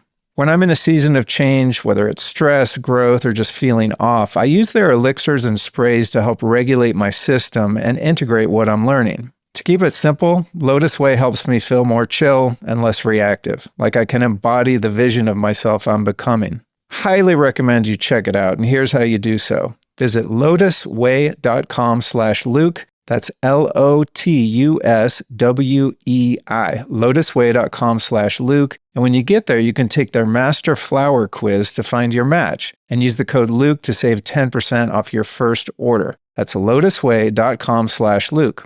Because here's what's up. Anyone can have a flash of insight. But if you want to stay aligned when life tempts you back into old patterns, this is your ally. That's lotusway.com/Luke. Yeah, and if you like, cryptocurrency is the perfect tool for that. And I was debanked, by the way. And it was because I had at my other company, I let that company go. I was selling Kratom and Delta 8, which is now outlawed in Texas, the Delta 8 stuff. And then I was actually selling Delta 9 with this loophole where it was like the weight of the Delta 9 compared to the gummy. Oh, funny. Anyway, nobody's even taking any of those laws seriously nowadays. But I couldn't do credit card processing at a brick and mortar. Brave New Books, I used to operate for a couple of years down in downtown Austin. It was a conspiracy freedom bookstore. We had Alex Jones down there and hosted Ron Paul debates and all sorts of cool stuff. Jim Mars and all these great conspiracy legends. And so they shut down my credit card terminal because I was selling Kratom. Are you familiar? It's a remedy. Yeah. And then, so I was like, well, I took some this morning. Oh, yeah? Let me set up Square. And that got shut down. And okay, well, let me try Stripe. That got shut down. Let me try my roommate's Stripe account. That got shut down. Let me try Cash App. And I can actually send a link to people with Cash App. So maybe I could take credit card online this way. That got shut down. And just shut down, PayPal, all these payment processors. And then my actual bank, Frost Bank, which is a Texas bank. I thought I was doing a good job by using a Texas bank instead of Chase or something. And one day I get a call from the downtown branch manager. Hey, this is Karen with the downtown, wasn't her name, but this is Karen with the downtown branch of Frost Bank. And unfortunately, because you're selling CBD products, we're no longer going to be able to do business with you anymore. Now, mind you, the farm bill had passed by Trump years before that legalized CBD and hemp. And then in the state of Texas, they codified that same regulatory schema. So hemp, which is a cannabis plant or product with less than 3% Delta 9 THC, totally legal. And I was just selling CBD oil and they debanked me. And so it was funny because I said, well, you know, Karen, this is why I'm a big fan of Bitcoin and cryptocurrency, because there's no branch manager that can call and shut you down. And she said, well, if we knew you were doing cryptocurrency, we would have shut you down a lot sooner. I was like, oh my God. Oh my God. But yeah, some of these solutions, it doesn't have to be some weird thing. And if you actually get into cryptocurrency and start using and holding cryptocurrency, it can be building outside the system that's actually incredibly fruitful, financially fruitful. And it has been for quite some time since I got into it in 2013. It's been going up and up and up in value. So a great thing that we talk about at my company, Live Free Academy, we focus on two areas to exit the system, to be most prepared for what's to come, and to build better alternatives. The two areas are counter economics, which is trading outside the system, alternative currencies, alternative investments, entrepreneurship, having a side hustle, right? So a lot of things having to do with money and finance, and land and community. Getting to land, homesteading, growing your own food, being prepared, and building community, whether you're on the land together or you're connected with all your neighbors. And so when it comes to counter economics, cryptocurrency is a great financial tool, a currency to be able to buy and sell goods and services with no one being able to stop you. And that's important as the central bank digital currencies come online. But we don't just encourage people to use cryptocurrency, which is digital and does have some limitations. The fact that cryptocurrencies are digital is both a liability and an asset. It's an asset in that you can send money anywhere in the world. It's an asset in that through decentralized cryptocurrencies, especially the private ones like Monero and Zano, there's nothing anyone can do to stop that transaction or confiscate that cryptocurrency. But we also encourage people to use precious metals.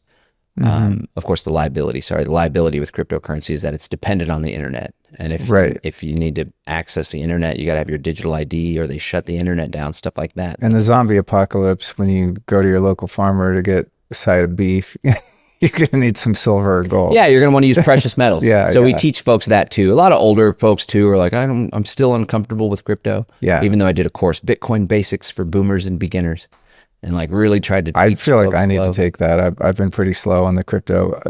For my basic understanding, it seems like Bitcoin is maybe more suitable as an investment for people that can tolerate a little bit of risk and like long-term growth, maybe not something that maybe someone who's kind of strapped financially doesn't want to be dumping money into Bitcoin every month. And to the privacy thing, isn't Bitcoin and that version of the blockchain a bit more transparent? Like you can see those transactions and there's a record of them. Mm-hmm. Whereas the other ones that you're describing, would they be more useful for day-to-day trade? Because they're not monitored and traceable? No, do I have that right? Completely accurate. Yeah. So Bitcoin was originally supposed to be peer-to-peer electronic cash. It was meant to be a medium of exchange to transact outside of the system, a sovereign currency, not a government or a bank or a corporation backing it, completely decentralized. And so it still is that, except the use case or the value, the utility of Bitcoin has shifted to more of a store of value, digital gold instead of a digital cash. Got it. Okay. And there was actually some chicanery and conspiracy along the way, 2015 or so, this era that were called the block size wars, where Bitcoin was scaling to the point where the transaction fees were like $20, $50, because you can only fit so many transactions on a blockchain. The blockchain is the decentralized distributed ledger that contains a collection and a history of all the transactions that took place. And because it's decentralized and distributed, this ledger across the world, it makes it very anti-fragile and resilient to attack. But there were so many transactions taking place that in order to fit your transaction in the next block, a new block gets added to the blockchain approximately every 10 minutes. In order to fit your transaction in that block, you had to bid up and have a really high transaction fee. Well, people are like, well, how do we grow Bitcoin? Because at this time, Dell.com, a local Austin company, Dell.com was accepting Bitcoin for their computers. Newegg, Expedia, all the Apple and Amazon were kind of talking about it slightly. All these companies were coming online. Adoption was happening. Bitcoin was actually used instead of like a Venmo or a Samsung Pay. And if it were able to scale effectively, it could have completely replaced all of those. And it's not even the dollar, which is really cool. And it's decentralized. It can't be shut down. So it was like, well, how do we scale Bitcoin? One group was like, let's just increase the size of the blocks so more transactions can fit. The other group said, no, we can't do that, because if we increase the size of the blocks, eventually the blockchain is going to be so big, it's going to take massive data centers and big companies to manage the blockchain. Instead, we should create a layer 2 solution where we trade Bitcoin. We take our Bitcoin and we put it into this layer 2, and we trade amongst ourselves on the layer 2, and it only ever so often gets settled on the layer 1 blockchain. Is this making sense? You following me? Yeah, pretty close. And so that's how the Lightning Network came about. That's okay. what Lightning Network Bitcoin is. It's a layer 2 solution. And then later people were like, well, let's fork away from Bitcoin and create Bitcoin Cash. Anyway, I like to share that story because originally Bitcoin was supposed to be peer-to-peer electronic cash. It had the network effect. It had all this marketing, all this momentum. It very well could have overtook the United States dollar as a medium of exchange amongst Americans and globally, trading globally with one another. But that shifted because it wasn't able to scale, and a lot of people started using the Lightning Network for these smaller transactions. Not even a lot of people started using it. That's one of the reasons why all these other alternative cryptocurrencies started springing up, because there's not a lot of innovation taking place on the Bitcoin blockchain. And when the Epstein files were released, it turns out that Epstein was actually funding some of the companies that were pushing for these layer 2 solutions, not to scale the blockchain by increasing the size of the block, which would have kept it more decentralized and peer-to-peer. But instead, he was pumping money into some of these companies and institutions that were creating layer 2 solutions, which are easier to control because a lot of people use those with custodial apps where they can shut you down, not a decentralized wallet, so to speak. Right. I just went on a little rabbit hole about the Bitcoin scaling wars, but it's important because you raise the point, like, now isn't it more of an investment kind of deal? And it is. But it wasn't supposed to be. Because there's a KYC. I mean, if you have a Coinbase account, I mean, it's like they know who you are and what you're doing, right? Which to me kind of defeats my original understanding of it, that it was more private and decentralized. It's kind of like, well, this is another version of a bank. So couldn't Coinbase like deplatform you, for example?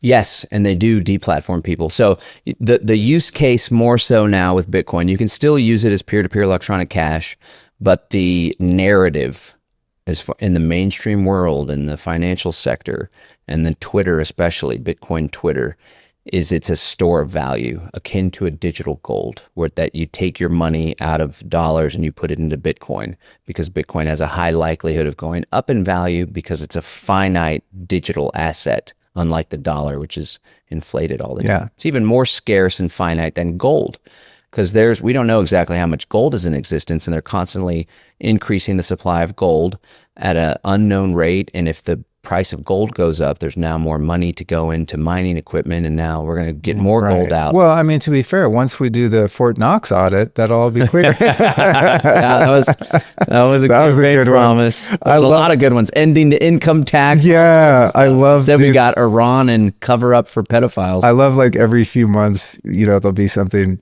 Trump said he's going to end tax or audit this or that. I mean, it's just like, oh my God. It's the Charlie Brown thing. At what point are people going to not believe this stuff? It's crazy. Some people still do, like the hardcore MAGA thing. It's like a cult. It's wild to see people, and you're like, wait, you seem like a good person that's somewhat level-headed, but you're so bought into it that you make all these excuses for this egregious stuff that you were just cheering on during the campaign. I mean, I only need to know one thing. It's called Operation Warp Speed. Yeah. I'm done, right? I mean, I'm done anyway, but that is like, dude, if that can't wake you up out of your QAnon hopium delusion, I don't know what will. The QAnon thing is still a thing.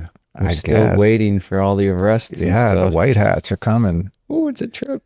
Anyway, so yeah, store of value. And as you brought up, a great point. So there's two ways to go about acquiring cryptocurrency. One is what I call above board, through an exchange, a regulated licensed exchange like Coinbase. And in order to use a regulated licensed exchange to acquire Bitcoin or other cryptocurrencies, you have to complete what's known as Know Your Customer. This is where you scan your driver's license or your government ID to verify your identity. It's part of a KYC/AML check. Know Your Customer / anti-money laundering. Comes from the Bank Secrecy Act, which is a part of the Department of Treasury's effort to ensure there's not money laundering going on. It's also part of the IRS's desire to track and trace people's gains and what they should or should not be paying taxes on. So that's above board. And there's also peer-to-peer or underground ways of acquiring crypto. So ultimately, the number one way to acquire crypto privately is to offer goods and services in exchange for crypto. Now you can get crypto without having to scan your driver's license. If it's more of a private transaction, I teach folks the can it be known test. So if you are selling a good or service, or let's say you're a masseuse, or you do haircuts, or you watch someone's dog, or you house sit, and you show up and you do the service, and then they pay you with Bitcoin on your phone, can it be known by the government? No, it can't be. I mean, there could be sophisticated NSA tracking on your phone or whatever, but they have their hands full. I don't think that's a problem. So it's like, can it be known that I just received $500 to house sit someone's house for a week or whatever? I don't know what the going rate on that. Love to house sit your place. Pretty cool place. But then it's like, can it be known by the man? No, it can't be known. So maybe it's an under the table kind of deal, right? We should be keeping more of our money out of the hands of grubby governments. So that's the best way to acquire cryptocurrency privately. Another way is there's peer-to-peer exchanges. So these are online marketplaces that connect buyers and sellers. Now you're going to pay a 5 to 10% premium, but there's reputation rating systems where you can see like this person has 99% positive reviews and they've done 1,200 transactions. So they're probably a good actor, and I can pay 5%, 7% premium, mail them money like in a card or something, or deposit money in their shared branch credit union drive-through. And then you show a picture of the receipt, and then they send you the Bitcoin. It's called peer-to-peer. Oh, wow. There's an exchange called hodl.com, HODL.com. There's other ones that have since shut down because they're a little afraid. But this is how things used to be. It all used to be like this wild, wild west. But there is something to be said about Bitcoin and cryptocurrency being such solid financial instruments that it's only a matter of time before the legacy financial institutions are like, hey, we want some of that. Maybe we could hold that as custodians with our banking services. Maybe we create an ETF, which is like a paper version of Bitcoin that people can trade in their retirement accounts. So Bitcoin is a really powerful tool, and it was only a matter of time that the legacy financial system kind of started emulating it. But it's kind of one of those things where if we can't beat them, we join them. And now there's actually a lot of co-opting going on, bringing in this radical alternative financial system, capturing it with regulation.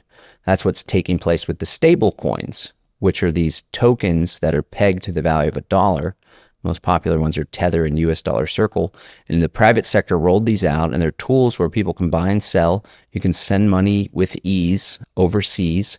A lot of countries in Latin America that have currencies that are being debased and losing value consistently, they're trading with these digital dollars, so to speak. But now the federal government, through the Genius Act, is capturing that industry, bringing under its banking and KYC surveillance regime. And in the U.S., they're simultaneously saying, don't worry, we're banning central bank digital currencies. The Federal Reserve Bank will not be issuing digital currencies for everyone to use, but they're simply going to take all of the government's benefits of central bank digital currency, which is centralized. It's a centralized digital currency. This is what a CBDC is: a centralized digital currency, a surveillable digital currency, a censorable digital currency, and a programmable digital currency. Those are 4 characteristics of what I would call a CBDC. You can do all of those with stable coins. And so we're going to see more and more bank issued stable coins and these existing private sector stable coins. You can expect that the American public is going to be pushed slowly but surely, just like Mexican public. You can no longer use cash for gasoline or for toll roads. We're going to slowly be pushed into this digital payment system that will give them the very easy capabilities of deplatforming your ability to buy and sell goods and services. Damn. And then we're going to be thinking, people that don't have an alternative, they didn't take our advice and build the alternative. They're going to be thinking real hard whether they should say A, B, or C, whether they should not put the recycle out this week, whether they should not speak out against their daughter's new boyfriend that's saying all this weird woke stuff or whatever. I don't know how far it's going to go, but that's where things are going. That's happening now. I would turn my podcast into like a knitting show or something. Yeah. Oh man, that was a good one. Okay, so if Bitcoin is, from your perspective, a more viable store of value, and it is transparent. Sorry, all the transactions. If it's an address, so you have a long string of letters and numbers. It's kind of like your account number, but you can create an endless number of addresses within one wallet. Yeah. So if you were to show me your phone and I were to scan a QR code and get your address, then I send you Bitcoin from my address, that transaction is recorded on the blockchain that this address sent this much Bitcoin at this time to that address. Right. That's not the biggest problem unless your identity had been tied to the address because you purchased it on Coinbase along the way. Mm-hmm. So there's sophisticated analysis tools.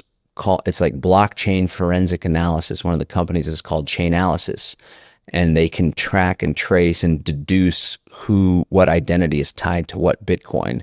I was at the Ross Ulbricht trial. He's the guy that did the Silk Road. Yeah. He's from Austin, by the way. Oh, wow. He was born of the same midwife that birthed my 2 kids. Really? Yeah, interestingly enough. There's all this overlap, too. I think he shares the same birthday as my daughter or something like that.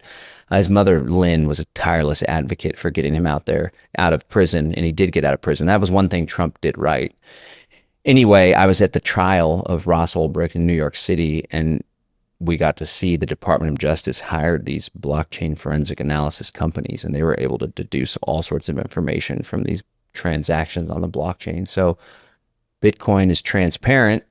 Monero and Zano completely obscure all of that transaction information, making it much easier to send and receive money undetected by the government. So as this CBDC system comes online, as people are pushed into it, or as it's just, that's what the money is, like in the euro is going to be a central bank digital currency in other countries.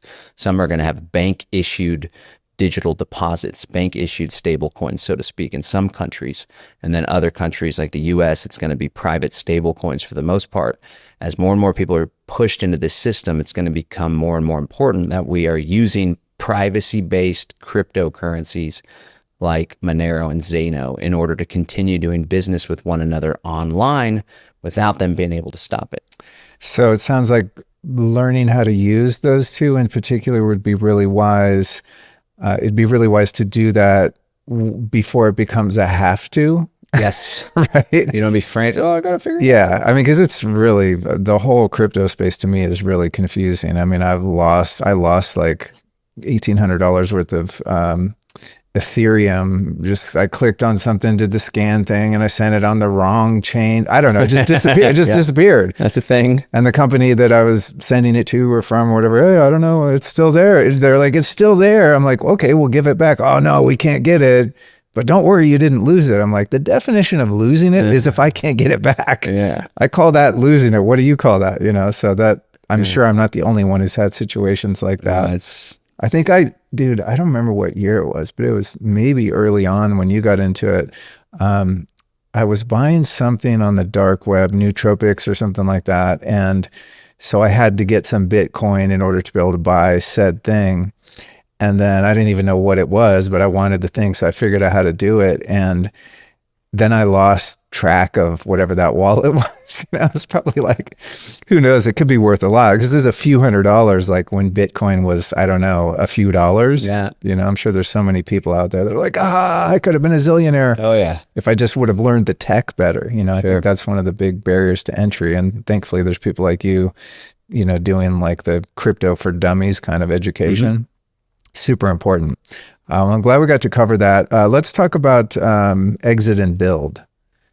Like what you're doing with your property. I think it's in Tennessee. Mm-hmm. Like, tell me about some of the steps you're taking and things you're building, and also how people can get involved with what you're doing. Sure. So I think we shared a link for a webinar about private crypto and such. The one I have is lukestray.com/Four Horsemen. Okay, that one will go into solutions with crypto. So it breaks down the Four Horsemen, and then we share some crypto solutions. But when people enter our world, there's courses we have and all sorts of teachings on how to do it. And it can be complex. So I'd like to think I'm able to take some of that complex stuff. I hope I did a good job. You've done a great job of doing that. Okay, making it as simple and understandable as possible. And then also, as I mentioned earlier, helping to recognize people's limiting beliefs when they start to push up against that discomfort. Like, I don't know, where did it go? Where do I download? And all this stuff, and like really helping people to push through that. But yeah, we do this annual event called the Exit and Build Summit.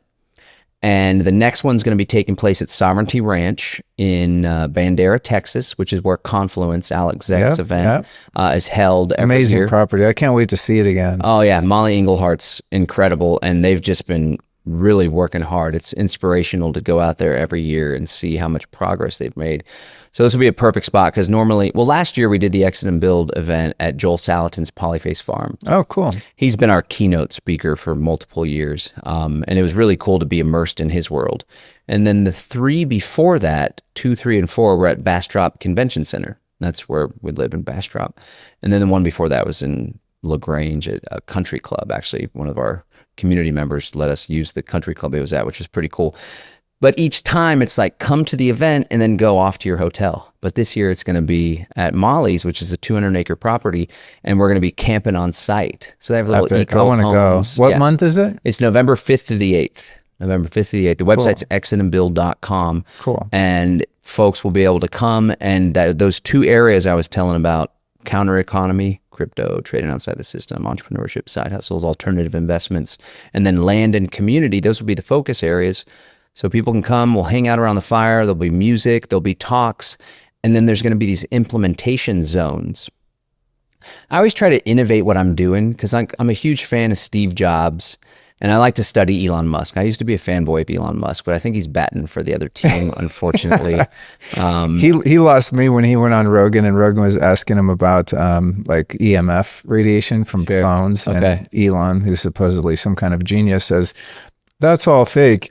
It doesn't do anything to you. I would walk around with a headband with 5 live cell phones strapped to my head. I wouldn't worry about it. I think because he was asking about Starlink or something, and I was like, I don't know that you he's can just feel the heat, even if it's like barely there. Not to mention, there's like 10,000 studies supporting the fact that non-ionizing radiation is really bad for the human body. Sure. But yeah, I mean, I never was like into the guy or trusted him anyway. But I was like, that was one I was like, I know he knows better, and he's being deceitful. Yeah, I lost all respect when he went on that apology tour in Israel, and I realized like, oh wow, Israel even has Elon Musk, who's like this maverick powerhouse oligarch.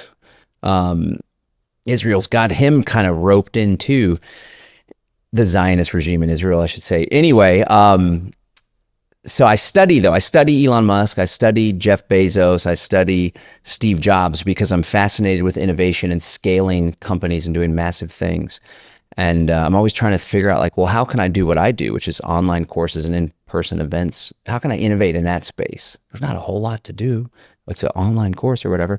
But I came up with this concept for implementation zones. So instead of like just a workshop off to the side, there's going to be these zones set up at the event where at any given time, you can go to the privacy tech implementation zone, for example, and sit down with someone and get your phone set up to be more private with encrypted chat and such. Amazing. Or there'll be computers for sale that have Linux on the laptop. And you don't just buy one, because a lot of people buy that stuff. And then when they get home, they're like, what the heck did I just buy? I don't know how to use it. I'm overwhelmed. I'm just going to sit in a box. It's like $1,000. But you can sit down and do a tutorial with someone on how to get set up, and here's how to log in and stuff.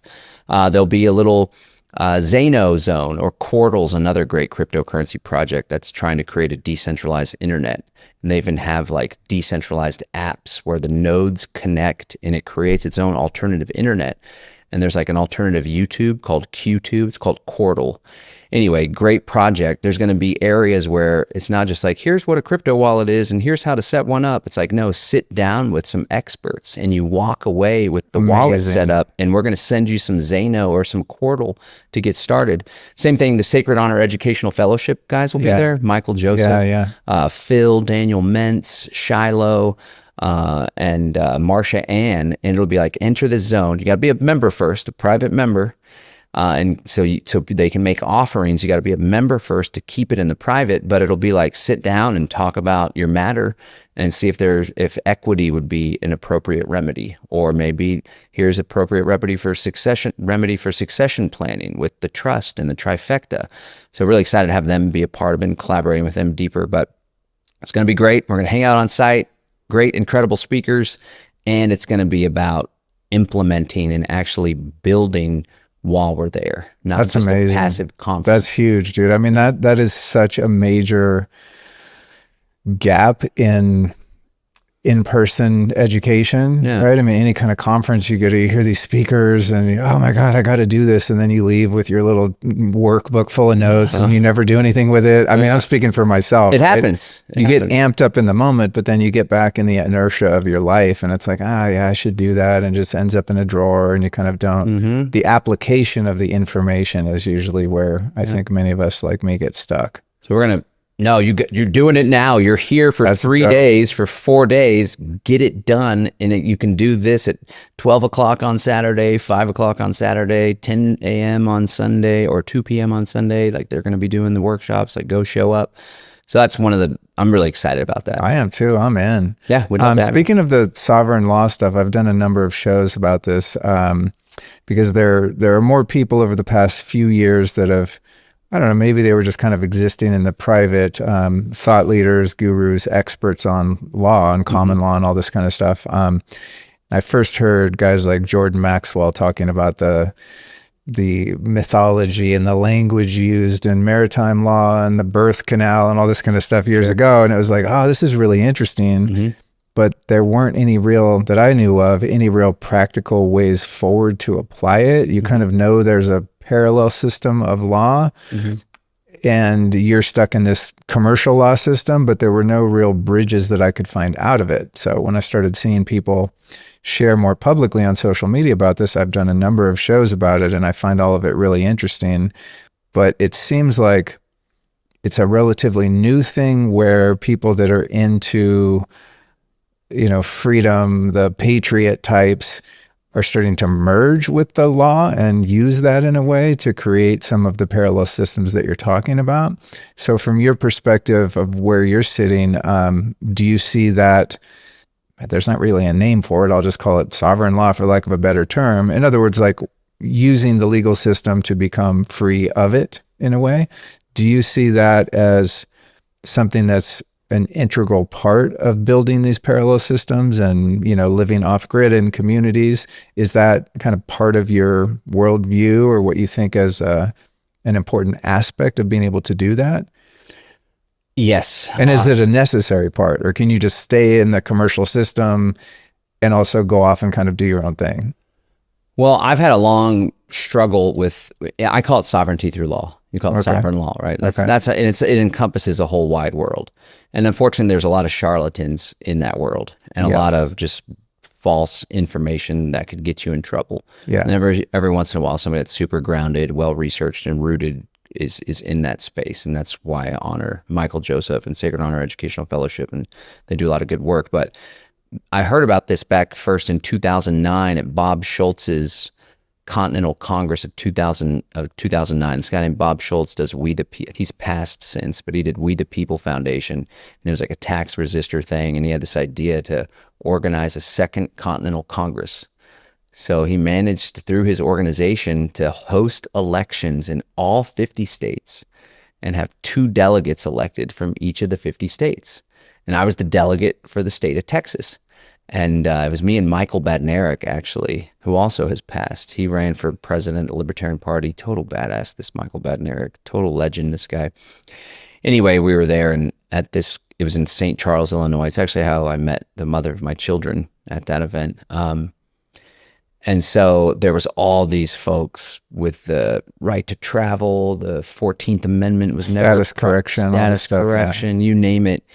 And I got the feeling like these guys look all kind of like they living out in the woods, and they don't make a lot of money. It must be easy to not pay taxes if you're not, like they look like they got the beat up pickup truck with the not for commercial use plates. And I don't see anybody like successful doing that. And I just kind of wrote it off. I had so much skepticism. Yeah, I think that's kind of where I ended up too at that point. Over time, I started building in the counter economy, which is like under the table. And if it can't be known by the man, then you just don't tell the man. But I started to realize, like, well, how do we scale this? Because there's still value in having a bank account with the ability to receive credit cards. And through the counter economy, how can we steward land or hold title to property, for example? So like there's a missing piece. And then I kept hearing PMA, Private Membership Association. And my good friends, River and Amani, who do the Haven Village, the 216-acre property in Tennessee, I want to share about, they do a PMA. It's called Haven Earth Trade School. And they were like, we need to do PMAs. We were going to do a land project together. And I'm like, well, we need to have a 506C, SEC fund and LLCs, and we bring on non-accredited investors, but we can only have a certain number of non-accredited investors. The other one's got to be accredited, blah, blah, blah, blah, blah. Let's pay $8,000 for this attorney to set it all up for us. And they were like, no, we need to use a trust to steward the land, a private irrevocable trust to steward the land. We should organize the community with a private membership association, and it should all have a ministry component as well.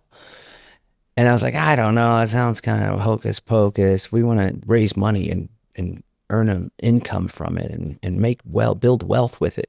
And that wasn't the right energy. But I came to realize, like, well, they have a PMA and they're selling courses and doing trainings in person. I am doing the same stuff, selling courses and training people, but I'm using an LLC. And I got to deal with franchise tax and filings and the Department of Treasury with the IRS and the Secretary of State and all this nonsense, friction. Why would I invite the government into my relationship with my clients and my members when I could use a private membership association, which is a private agreement amongst free people for a common purpose under the protection of a private contract, which has immense protections under the law? And that's when I started to finally come around. It was the private membership association. I was like, this makes a lot of sense. And that model, PMA, trust, and ministry, is what Michael Joseph calls the trifecta. And so I went ahead and set that up for my own world. We have a ministry called Freedom Family Fellowship. I have a private membership association called Divine Purpose PMA. And I recently did a webinar about this trifecta with Michael Joseph. It's divinepma.com/webinar. We break it down, all the different pieces. And then there's a ministry. Well, there's a ministry, and then there's a trust. Ministry, PMA, and trust. I don't ever share the name of the trust, but it's a private trust. Sure. And that trust stewards a bank account. And that bank account is able to receive money when somebody comes into my membership and learns and does some of the work with me. And it's all private and it's all outside the system, but it's a bridge into the system. Yeah. And so like to take that a step further, that is the structural foundation of this incredible 216 acre land project that I'm a partner and a trustee on called Haven Village. So my good close friends, River and Amani, who really warmed me up about the trust thing, we were going to do a project together here in Texas, kind of fell apart. They went and found a big 216 acre property in Tennessee in this beautiful valley, lush green ponds. And they were managed to work with somebody to acquire the property. The property is held in trust. There's actually these other parcels on the land that are going to become the neighborhoods. They already are neighborhoods. And we're creating sub-trusts for those neighborhoods. Oh, cool. So it's a series of trusts. And this is the purpose of this is to give the residents, we don't like to use the word resident. Yeah. Yeah, that word has a lot of implications. Yeah, to give the folks, and we were just hanging out with the Sacred Honor Educational Fellowship guys, and Phil was like, you should really not use the word resident, so it's Or cool to have citizens. those guys, like, we're all keeping each other accountable to try to dial this in, because it really is like you're unlearning. But with these neighborhoods and the folks living in those neighborhoods, not residents, but the people that are living in those neighborhoods, they're going to have greater power in this trust, greater authority within this trust. The residents are going to choose the people living in the neighborhoods, the inhabitants of that neighborhood, the neighbors in that area. The human animals living on that land. That's right. The free men on the land are going to become the trustees, right? And then that creates greater resilience and decentralization in the project as a whole. Everybody that comes onto the property, does any of the trainings, becomes a potential inhabitant of the land. They also have to become a member of the PMA. And then there's a hemple structure. It's like a hemp temple, because this guy River is, I like to pump him up and say he's the country's leading hemp architect. He's got tons of experience with architecture. He's done huge projects in Europe and Russia, worked with like royalty in Europe and stuff. And so he's building these hemp homes. And a lot of intentional communities, they have eco homes, but they're kind of crummy, falling apart, like a cob home slopped together. Yeah. And it's cool, don't get me wrong. Wow, that's cool. But this is like a nice luxury custom hemp home. Really? And they've already built one. A second one has been built. The third one's been built. The third one is starting to get built. Then there's like a tiny hemp home that they built in Texas and brought up there. And so we're currently seeking new members to come. And for the first phase, we want to have 40 to 50 members. That's 40 to 50 households. And the project's underway. It's all in the private realm. We're being super methodical with who we bring on. There's like a week-long immersion process where we vet the people, they vet us, they learn about the private model, they get their hands in the dirt, they meet the other people, they meet the existing members as well. And so it's just kind of like a culmination of a lot of failed projects, of a lot of wisdom that is coming into this. I was just with River at Confluence. We gave a talk to a packed house of 200 people in one of the little side stage areas. And everyone was just totally blown away and into it. And I was telling River, like, I think this project is like, this is the one. So we better not F it up, like, and being a part of this project has forced me to become a better version of myself and like take the work that we're doing very seriously, because I've been in this space for a while. I've been in the freedom space for 24 years now, 23, 24 years. I've been in the intentional community freedom space for 10 years or so. And I've never seen anything that's working like this and anything that's as aligned with our values and the principles. So it's a really sweet project. It's called Haven Village. We do these immersions. There's one coming up in June, another coming up in September, where people will have the opportunity to come to the land and see if it might be a good fit. I love that. Yeah. That's so cool. And we're going to have a lot of show notes, folks. Again, this will be clickable. So you just have to remember one or click on this one, lukestory.com/John Bush, because you've dropped a lot of links and people are like, what was that thing? The crypto thing So is there a link for this this community too? Yes. That we can put in there? Okay. Yep. Haven Okay, cool. Village or havenearthtradeschool.net. Okay, Get cool. folks into the world.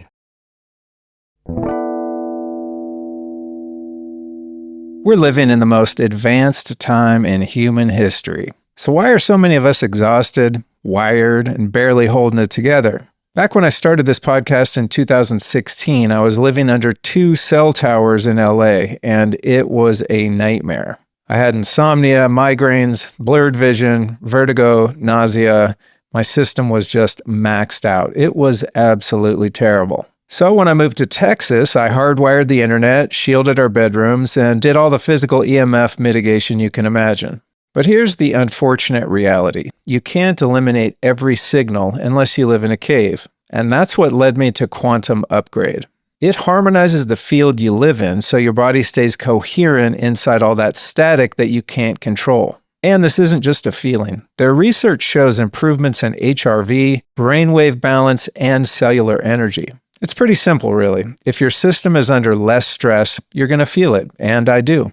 What does that look like? Well, I sleep deeper, I think more clearly, and I don't feel wrecked by my environment anymore. So if you want to upgrade your whole situation right now, here's what you do. Go to lukestory.com/quantum upgrade and use the code Luke15 to start your 15-day free trial. If you want your space working for you instead of against you, this is one of the smartest upgrades you can make. Again, that's lukestory.com/quantum upgrade, and that code is Luke15 to get 15 days totally free. You can also find those links and codes in the show description. I mean, I love this kind of progress because, as I was alluding to earlier, the prospect of going and living rurally on your own is very daunting. Oh, yeah. I think a lot of people, especially since the pandemic, are like, I got to get the hell out of the city. That's what happened for me. Mm-hmm. And we ended up, like not in the city, but still, this is a little more suburban than I would probably prefer. So I'm always looking at land on Zillow and stuff, and I find things and going, yeah, but I don't know what to do. It's like, I can't do that myself with just me and my wife and our dog. It's like, I would need other people that were like-minded, that had the same, objectives and value systems and things like that. And also, as we were talking about earlier, people with different skills that can come together and support one another. So that sounds really cool. On the hemp homes, have you ever heard of GeoShip? Uh-huh. Oh man, I did a podcast out in Nevada City. Sure. I was hanging out with Michael Joseph out there. Dude, those things are freaking awesome. Mm-hmm. I'm so excited for them. They're kind of getting to the point where they have, I think they have their big model home just about done now, and they're like in the process of making them commercially available, which is super cool. So in alignment with kind of the freedom-minded movement and the building movement, I think there's a lot of really exciting stuff coming with that, where you can build an affordable home that is healthy and eco-friendly, and to your point earlier, that also is aesthetically inspiring and pleasing. It's like, I look at cabins sometimes on Zillow and I'm like, you're gonna have to put $400,000 in that little cabin to make it like a vibe, right? So you know what I mean? Yeah. I think that's, the sort of preference for comfort, convenience, and aesthetics are a huge barrier to entry when it comes to living in that way. It's like a lot of us, like myself, have the drive to make that move, but it's just like, wow, it seems like such a gap in the reality of where I'm sitting here and how I'm used to living to being, much further out, especially when you add the off-grid element. To me, that sounds very daunting. I mean, the power goes out here and I'm like lost. You know what I mean? Yeah. I mean, I did get a little generator when I was in my prepping phase, but that helps. I still feel very reliant on the infrastructure. Sure. So that's super exciting to hear that, you and some other people are coming together and just going, we're building our own infrastructure and our own system. Yeah, it's still tied into the grid, which is good. Right? I like people that. want to be completely off grid, but that's actually an extra redundant system. Right. Jack Spirko of the Survival Podcast teaches two is one and one is none. So if you only have solar and your inverter and that goes down, then you're in trouble, right? I don't think I'd feel that comfortable with just one thing. Sure. Just like I don't feel that comfortable with just one thing here. So I have my little backup generator. I don't know how much it could run, but it would at least keep some lights on in the event of a zombie apocalypse. Yeah, charge the phone. Yeah, run a space heater if it's winter. Right. Yeah, so there's tons of redundant systems. There's well water, and then there's ponds, and there's lots of solar. There's generators. There is tied into the grid. But there's a lot of food production going on too. And I was blown away. I've been talking with them, collaborating with them. They speak at our event, Exit and Build, all the time. And Amani was always wanting me up there. They're like, come check it out. You got to come up and see what we're doing. And I would watch from afar and see the Instagram pictures and stuff, and nothing did it justice actually being there. It's like, wow, not only is this land beautiful, not only are the homes actually being built, because everybody has community land aspirations, and it's like a pie in the sky vision, but putting it into practice and actually building it and bringing it into the real world is really where the hard work comes in. But on top of all that, the food production systems are pretty sweet. And at these events, it's like all the food is food from the land. Oh, cool. And from the pig that got slaughtered last season. And the milk that we're putting in the coffee, I drink my coffee black, but that they make homemade ice cream with the milk from the cow. And then you go over and see the cow, you know, or you volunteer with the animals. It's super special. And then to supplement, there's a Mennonite farmer's market down the road, or there's a farmer's market in Chattanooga. And at both of those places, I managed to buy some vegetables with silver. Oh, no. Because I'll bring some just to like, let me show people it's not that challenging. You just got to talk to some of the vendors and see if they're willing to accept it. Sure enough, there was somebody that I'd done a podcast with in Chattanooga, because there's a ton of freedom people in Chattanooga. And I'm walking by and he's like, John Bush. And I'm like, oh, what's going on? I was like, we did a podcast about mutual aid networks. And I was like, oh my God, that's right. And I was like, well, do you accept silver? He's like, heck yeah, we accept silver. We prefer it. So I bought some amazing herb cheese with silver. And then Amani was buying a bunch of mushrooms from the guy she normally buys it from. And it was like $160 worth of mushrooms for the week. And I was like, well, culinary mushrooms. Yeah, culinary mushrooms. Not psilocybin. No, Tennessee's not that into. I was like, not that into freedom. Psilocybin mushrooms are much cheaper than that. Just so you know, you're getting ripped off, bro. Yeah. Well, it's funny. The culinary ones, it was a whole mess of culinary ones. But I was like, well, can we pay with silver? And he was like, okay, yeah, sure. And he wasn't a freedom guy by any means, but everyone knows the dollar's going to heck, and that silver's real money. Not everybody, but most people. Anyway, so we bought half. I didn't have that. I had 1 silver ounce left and some smaller coins, but we bought half of the mushrooms with silver. So we're trying to like really do it and use it as not only a place for us to live, for members to live, but we're trying to show folks a working model. Yeah. And it's not just an intentional, we don't like to call it an intentional community. We like to call it like a development. It's in a development building phase, and then it's going to be a neighborhood, so to speak. But not only is it resilient, food production, natural, healthy hemp homes. A lot of people don't think about the makeup of your home. We're into natural health and protecting our body and terrain theory. This is something River was saying down at Confluence.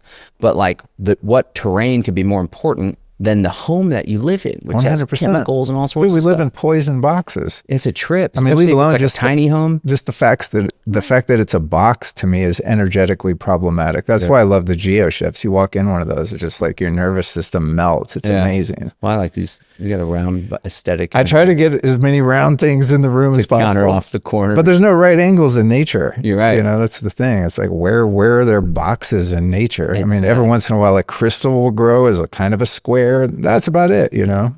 But so it's the healthy hemp homes, the food, the resiliency, the off-grid and on-grid, great people, food production, and then it's all in the private realm. Dude, the entire project. That's amazing. Our next phase is like, let's complete this project.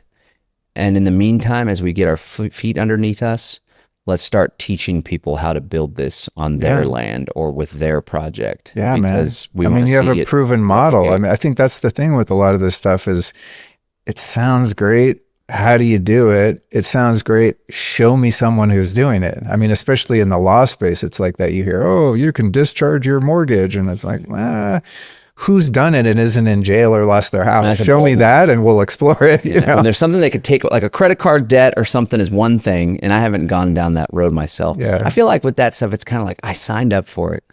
energetically, I'm on the hook. I know it's fake, phony money that was created, and you already paid for it with your signature, right? But there's something there. Plus, like, anyway, the debts that I have right now are debts with my ex-wife. She doesn't want me to dabble in that. We're just paying them off, right, when we sell our house. But to do it with a mortgage or a car, if they don't like the way you're doing it, there's something they could take. So there's definitely a higher level of risk. Yeah, secured debt is a different animal completely. Yeah. But with everything in that law space, land patents, I mean, there's a lot of things that people, I'm sure, are legitimately doing successfully and lawfully. But as you said, there are a lot of charlatans out there too. And also in the law space, no one really does it the exact same way. Michael and his crew, they kind of have their lane, and it seems really solid as far as I can tell after getting to know them and doing a podcast with them.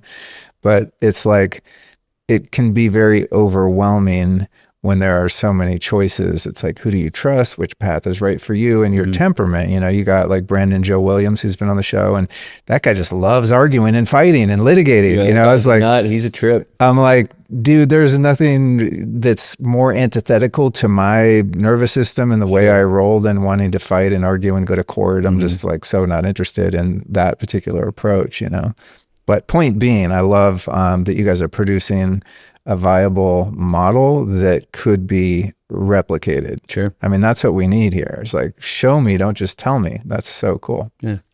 Okay, last thing I wanted to ask you is, what's your perspective on, in terms of the United States, geographically statewide, what are some of the states that you think are more friendly to this kind of operation? I'm sure you chose Tennessee for a reason. Sure. And also, what do you see internationally as good sort of target countries for people that are like, I'm just actually done with the U.S. corporation altogether? El Salvador has been popping up in my periphery a lot lately. There seems to be a lot going on there with Bitcoin, and I don't know, it's in kind of a renaissance, it seems, right now.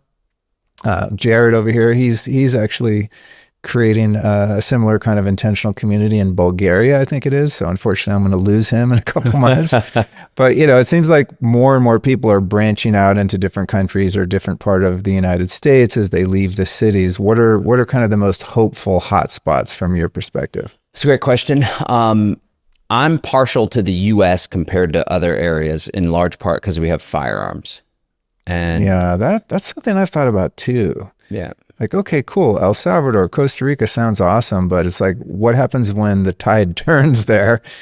Whether it's crime or the government trying to get you and you're totally defenseless, that feels a little uncomfortable to me. Yeah. And I know Costa Rica was super hardcore during COVID.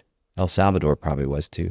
El Salvador is great. But it also was like, they cleaned up the crime, and this may be easy to say as an observer, but it was extremely authoritarian, the manner in which they cleaned up the crime. And that authoritarianism hasn't gone away. That being said, I'm sure the citizenry is grateful, So it's like easy to say as a commentator, but I don't like authoritarian regimes like that. And I guess this guy's kind of staying in power, it would seem. Anyway, I like America because there's still that spirit of freedom alive and well.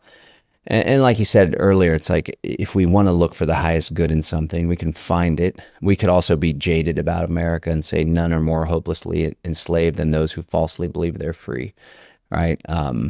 Or we could say there's still places and people in the United States of America that care deeply about freedom, and there's a whole lot of them, and they still have firearms, which ultimately is the best check and balance. Who knows, maybe the predator class would have had their way with us even more extreme if they didn't know at the end of the day there is that possibility. I mean, when you look at Canada, UK, Australia, it's like, they got it bad during COVID. Yeah, and now for sure, Canada's like nuts. Yeah, and it's all weird and woke. And the UK's policing people, what they post online. They're arresting people for posting online. That's hardcore.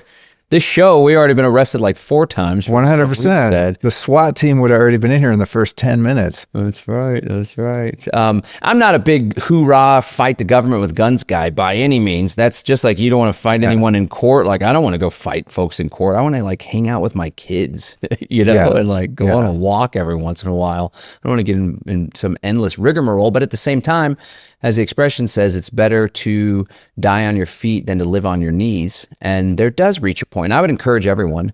Now we're getting real provocative, not just the flock cameras and the paintballs, but I would encourage everyone. You like that idea, huh? I like that a lot. Had you ever thought of that? I like how you subtly drop. No, I had thought of like putting like a big bag, like a paper, like a potato sack over something to where it's not actual vandalism, to where if you do get caught, right? Because the camera will see you doing it. Yeah, there's probably other cameras. You're walking up to it with your paintball gun, and it's like, you know, you do biometric tracking into the AI system, and 5 minutes later they're, you know, pulling you over. This is the stuff that would have our CBDC account shut off for sure. Exactly. Anyway, I do think that people should know what that line is, the line in the sand ahead of time. And I referenced Michael Badnarik, God rest his soul. He was my fellow delegate to the Continental Congress of 2009. And he has this really powerful talk on YouTube. Hopefully it hasn't been scrubbed, where he's like, you know, the Jews in Nazi Germany, when they were like starting to get rounded up or starting to get oppressed, the Germans kept pushing and pushing and pushing. And it was like, okay, well, we'll comply with that. We'll put the star on. We'll have our stores crushed in, you know? And then we got backed all the way, and they kept, well, we're drawing a line here, but then they would cross the line and step back. And you step back ultimately into a train, you know, and then you go to Auschwitz or whatever the heck's going on there. And I don't want to get into any conspiracies there. I'll just accept it as fact. Maybe people will roast us for that, roast us on the other side. Who cares? It's still a great story and an understanding that, like, you need to have a line in the sand. And if that line gets crossed, you need to be prepared to hold that line. Whatever that might look like. It could be peaceful, nonviolent resistance. I'm going to drop to the floor and I'm not going to willingly be carried. I'm not going to walk on my own fruition to jail. You're going to have to drag my ass out of here. Or it could be, I'm going to defend my land. Or it could be like, for me, like, and we don't have to share what these lines are, but one thing for sure is like, I ain't letting any government official stick a needle in my arm, and most definitely not in the arms of my children. They're unvaccinated through and through at childhood and COVID stuff. Like, give me a break. That's a line for me. I ain't letting that line get crossed. Anyway, something for people to be aware of. And when it comes back to the conversation of where we ought to live, the U.S. has firearms, but within the United States, as we saw with COVID, the concept of federalism is very much alive and well. I was a big 10th Amendment advocate back in, I don't know, 2010, 2011. We would do these conferences with the 10th Amendment Center, and it was called Nullify Now. And so it's like the 10th Amendment says that all the powers not expressed in the Constitution for the federal government are reserved to the states. And we were like, this is a joke, because that doesn't even matter now, because the federal government does whatever it wants. But now, after COVID, you can see, like, it was night and day. New York, California, even especially cities like San Francisco, compared to Texas and Florida. Yeah. So it does make a difference what state you reside in. And that's one small thing that people could do if they're a freedom person, if they know what about the conspiracy and they want more freedom. You can move from New York, New Jersey, Vermont, California, and move Pennsylvania, move to a place like, I like Texas. What's not to love? I like Tennessee. A lot of freedom people in Tennessee, very limited government, no state income tax, super friendly with gun laws, not friendly with cannabis, although, I mean, if it's personal use, they don't really care, but a lot more conservative. So for folks that are more socially liberal, you know, it's different over there. I like it. It's very salt of the earth, very Christian leaning, right? And people are still open-minded. It's not like judgmental kind of, it's like, are you a good person? You're causing trouble. You're not causing trouble in our area. Okay. Maybe we could jam together, work together, whatever. Florida's a great state too that really did well with COVID. So those are my 3 states I like. In New Hampshire, there's the Free State Project. So if people are more libertarian and they like care about libertarianism as a banner, New Hampshire has a movement called the Free State Project, where they got 20,000 people to sign and say, when we get 20,000 signatures, we're all going to move to New Hampshire. They triggered the move like 10 years ago, but people already started moving up there. And a lot of them have taken up seats in the state legislature, and they're dramatically rolling back the size and scope of government and like cutting taxes. So an actual successful bottom-up change. Yes. Wow. Slowly but surely. That's cool. I didn't know that. And the Democrats hate it, and they're like, oh my God, they're taking over our state and blah, blah, blah. And they like put out little editorials, and then the Free State Project people share it, and they're like, this is the best advertising we could have. The liberals and Democrats freaking out about us lowering taxes for public schools, like move here if you're a freedom person. But I like Central Texas. I like Central Texas a lot.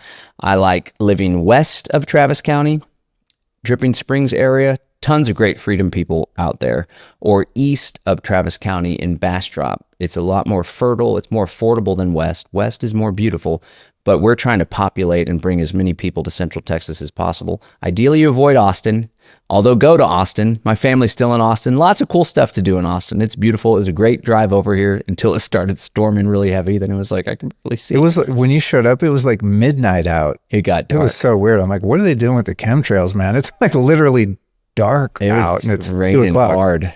But I would love to invite people to move here to Central Texas, because you'll be able to tap into a variety of different freedom movements, health freedom movement, Mickey Willis, JP Sears, all sorts of great freedom cell, like the Freedom Cell Network is very established here in Central Texas. So for people that are feeling isolated, we'd love to have you out in Bastrop County. We're doing a dinner tonight. There's regular meetups. There's cool folks doing cool things. Relatively free state. Lots of economic opportunity here in Texas. And if I were to pick another country, there's a lot of cool freedom people in Mexico. Yeah. Mexico's advancing really fast, though, with the technocracy stuff we were talking about, which is kind of a surprise, because, again, it is so rural. But I feel like it's going to be a challenge for them to really effectively implement that stuff, because it is so rural, and there's tons of people outside of the city already in Mexico, but there's a big expat freedom community scattered throughout. I noticed that during COVID, a lot of people were heading down there. Yeah, a lot of the content creators I'd noticed, I'm like, oh, he's in Cancun or whatever. A lot of people went down there. Maybe it's like the rollout is a bit of a testing ground to see what they can kind of get away with in a country like that is situated in the way it is. If it works in Mexico, we can roll it through other countries in Central and South America. Yeah, and they're sharing notes globally. Right. So we need to share notes too about resisting and about building alternatives. 100%. That's what we're doing here today, brother. That's right. Sharing notes. Let's go. All right. Tell us about anything else we can put in the show notes. Live Free Academy. You got so many online programs and events. I honestly can't keep track at this point. I feel like we've touched on a few of them. Sure. But rattle off some sites and explain what they are, what they do, and then we'll just bucket them all in the show notes so people can kind of pick their path with you, because you're doing a lot of stuff, and I want people to be able to further interact with you. Okay. It's kind of overwhelming, all this stuff, I guess. It's overwhelming for someone watching to receive all of that. And then I'm thinking like, geez, it's overwhelming for me. But I wouldn't have it any other way. Like, I feel like I've been given some gifts of communication and these crazy ideas. They wouldn't come to me were it not for God. Like, you have work to do. Like, we all have work to do. We all have gifts that we were born with or that we developed over time. And if I said this before, if we know that the world is ruled by satanic pedophiles, and they have these dastardly plans, and then there's even population reduction, and what they did with the shot and all that stuff, and people dying and turbo cancer and stuff. It's like, if you know that and you're aware of that, we have an obligation to do something about it. And that's not voting or protesting and yelling at government buildings. We have an obligation to step into our creative capacity as God's children, made in the image of God, the creator. That means we have an innate creative capacity, but a lot of people forgot about that, or it was indoctrinated out of them. So it's time that we start building and creating and remembering how truly powerful we are. Still amped up after conference, Amen. Right? Yeah. So yeah, if people want to keep up with me in general, I do a daily email newsletter.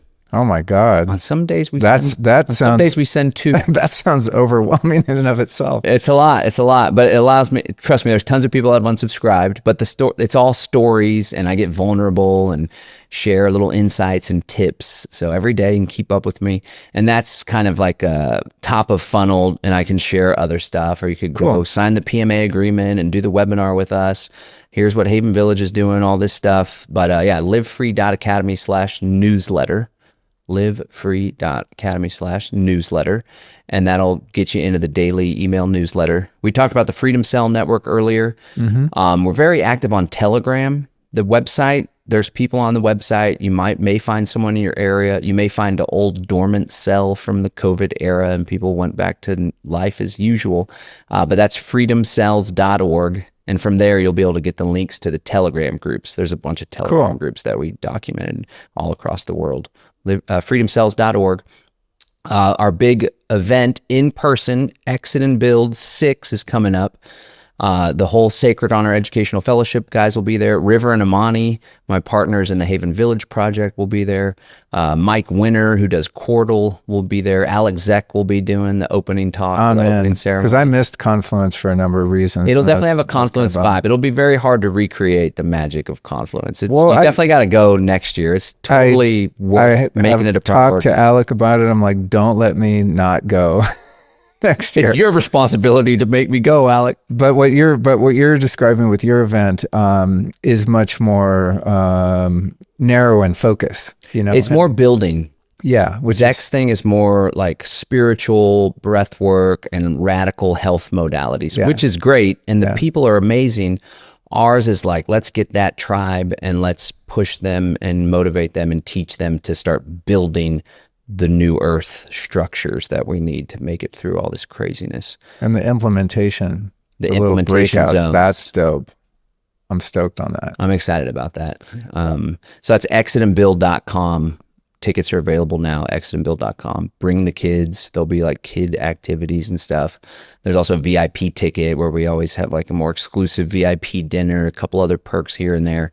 And then if you want to check out Haven Village, we're currently seeking families and younger, able-bodied worker types. There's, from the first wave of members, it's a lot of older, retired, single women, which is fine. In fact, that's the bulk of my audience. I tend to attract older, single women. I don't know what it is. They see me as their young grandson or whatever. I'm here to help you with your computer problem, grandma. I don't know what it is. Love my older single women, by the way. They're great. And we love to hang out with them at these events. But for the point with Haven Village is there's already a good chunk of the first moving members that are a bit older. And we want this to be something that lasts generations. And the next generation picks up the work and continues it on well past our lifetimes. Not only this property, but the other ones that are using the same model. So we're looking for families, ideally parents with young kids. Teen kids is fine. Younger kids is great too. And then like folks that can come and really get their hands dirty and put in some labor into the gardens, into helping build the hemp homes and stuff. That's what we're seeking now. Then go to havenearthtradeschool.net, and there should be a link there to check out these immersions that we have coming up. That's our 5-day vetting process. And there's only 2 left, and there's not a whole lot of membership spots. So we're going to be conducting interviews and being very choosy with who we bring into those immersions, and even more choosy with who we ultimately offer an invitation to become a member. We're trying to be super conscious with how we architect it, because in my experience, River and Amani's experience in both business and community organizing and in communities and development and all sorts of stuff, we've been around, us 3, decades and decades of experience amongst us. I don't know, maybe like 50 years of experience in this world amongst the 3 of us. We've seen what goes wrong. And we're trying to be very intentional with how we go about this project, which could be kind of jarring for some people, but we're trying to really steward it with integrity and have it work, because these things never seem to work. And I think we have the right pieces and the right people and the right purpose, 3 Ps, in place for this to be something that could really be emulated.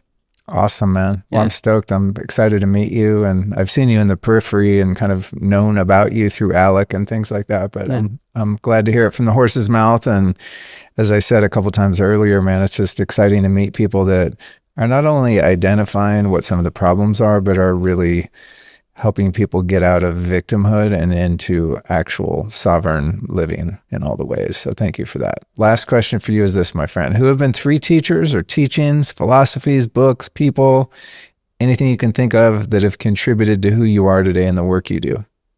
Okay. I'll save the best for last. So I'll say Tony Robbins. He was the very first success philosopher that I got into. Must have been 2014 or 2013, 2014, 2015 when I started thinking about that, and just the whole mindset piece and mastering your mind, persistence, pushing through. He's still at it, of course, doing a lot of training people how to do online courses and pursue their purpose. He's got an AI thing now. I think I signed up for it, and then I checked out the trial and I was like, I better cancel that, but I just want to see what it's like. And I just got charged a couple of days ago. Oh, so yeah. whatever he's doing, he's collecting money from it. But Tony Robbins was the first. He's great too. And if anybody's ever struggling, like, Tony's a great place to start. And then Grant Cardone, he's controversial. People are always like, he's a Scientologist. It's like, yeah, that he may be a Scientologist, and whatever's going on there, it's not even necessarily the most worst thing that someone could be, but he is somebody that literally helped me to lift myself and my family out of like borderline poverty levels and get my mindset right about behind what it really takes in order to be financially successful.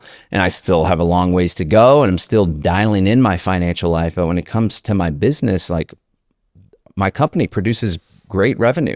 And at one point I had a team of like 24 people. So it feels really good to put people to work doing meaningful stuff. And I wouldn't have been able to do that were it not for the mindset practices of Grant and the 10X thing, going to his courses, going to see him in Miami, going to the 10X growth conference, and then the whole sales and marketing stuff, the sales stuff especially. Sales is everything. So Grant really played a big role. But then I got so 10X that I think I started neglecting my relationships because I was so got to go big and built the company grew and grew. I started getting overwhelmed and overloaded and out of control, and then started controlling the closest people around me, my wife among them, and led to some issues in my relationship. So there's a place for the 10X hardcore all-in thing if you're struggling. But eventually you got to start refining that and building a company that runs itself, so you're not constantly working in the company, you're working on the company, and you become a true leader / visionary, not wearing all the hats all the time, which again is something I'm still dialing in. And the third and greatest teacher of my entire life has been Jesus Christ. I've been deepening my relationship with Christ for about 4 years now. And especially with my mom dealing with cancer and seeing how much faith she had through it all, and how much of a rock she was, and still showed up for my family, even though, she would get some pretty rough reports from the doctors. It's managed now. It's not an emergency, thank God. But to see how she persevered through that process, just trusting God, that was like a huge eye opener for me. And then seeing all these successful people that are healthy, vibrant, and they attribute their success to Christ, like at Russell Brunson's 10X or Russell Brunson's Funnel Hacking Live I would go to. He's Christian. He had all these Christians talking about success and wouldn't have been able to do it without God. I'm like, oh, maybe there's something to it. And I went to church with my mom. It's a Catholic church. Hadn't been in forever. And remember thinking like, wow, all these people sitting up and standing down, sitting up, standing up, sitting down, sitting up, sitting down. I used to think it was like a mind control ritual, but I came at it this time with a different mindset. And I was like, there's really some reverence here. And this is the same mass that I used to come to as a kid. And then they had an African bishop whose people were getting persecuted in Africa by Muslims. He came and led mass. And I was like, this is the same mass they're doing in Africa. And then I was like, it's the same mass they've been doing for over 1,000 years. And then I was looking at like, what is it about this Jesus Christ story that's stuck with so many people? Then I was like, I'm just going to go start reading scripture all the time. Started reading scripture. And then my whole world fell apart in 2025. My friend, business partner left, community fell apart. I got sued. My son was going through this really deep emotional upheaval. Everything was falling apart. But through it all, I was like, what is God trying to teach me? How do I bring all this into my world? And what lessons does God have for me now? Because I know I have work to do. And I was able to navigate a lot of adversity and come out stronger on the other side.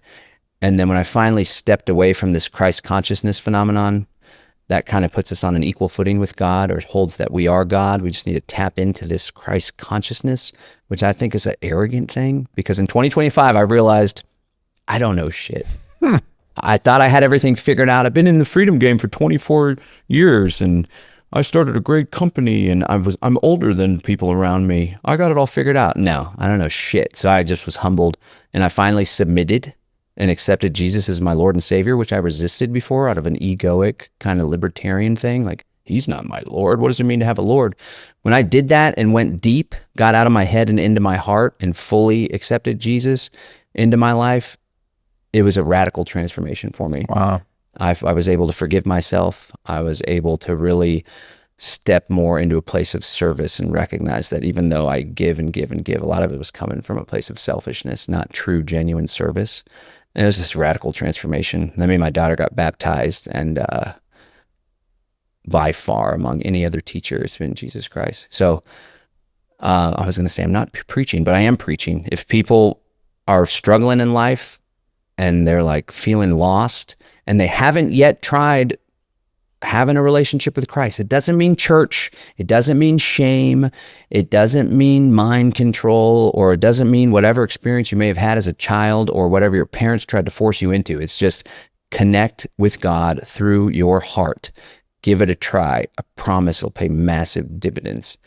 So that's something that I mix into my work now, because it's bore massive fruit for me. I love it, man. Thank you. Thank you for sharing that and having the courage to. I know sometimes people are really into spirituality, but if you're viewed as someone who's religious, somehow people often have a hard time with that. You know? Me personally, I wouldn't consider myself like a Christian per se, but what's telling to me is that all of the anti-human, anti-love, anti-life beings out there that have seemed to gain control of the world, they all hate Jesus a lot. So to me, that's like, I should probably lean into that. I mean, I've talked about it before. A couple of years ago, I bought a Bible because I was just like, if all the people that are against me are against Jesus, I think I need to be with Jesus. Yeah. So, I haven't taken it really far, but those underlying principles, biblical principles, have changed my life for sure. Sure. Yeah.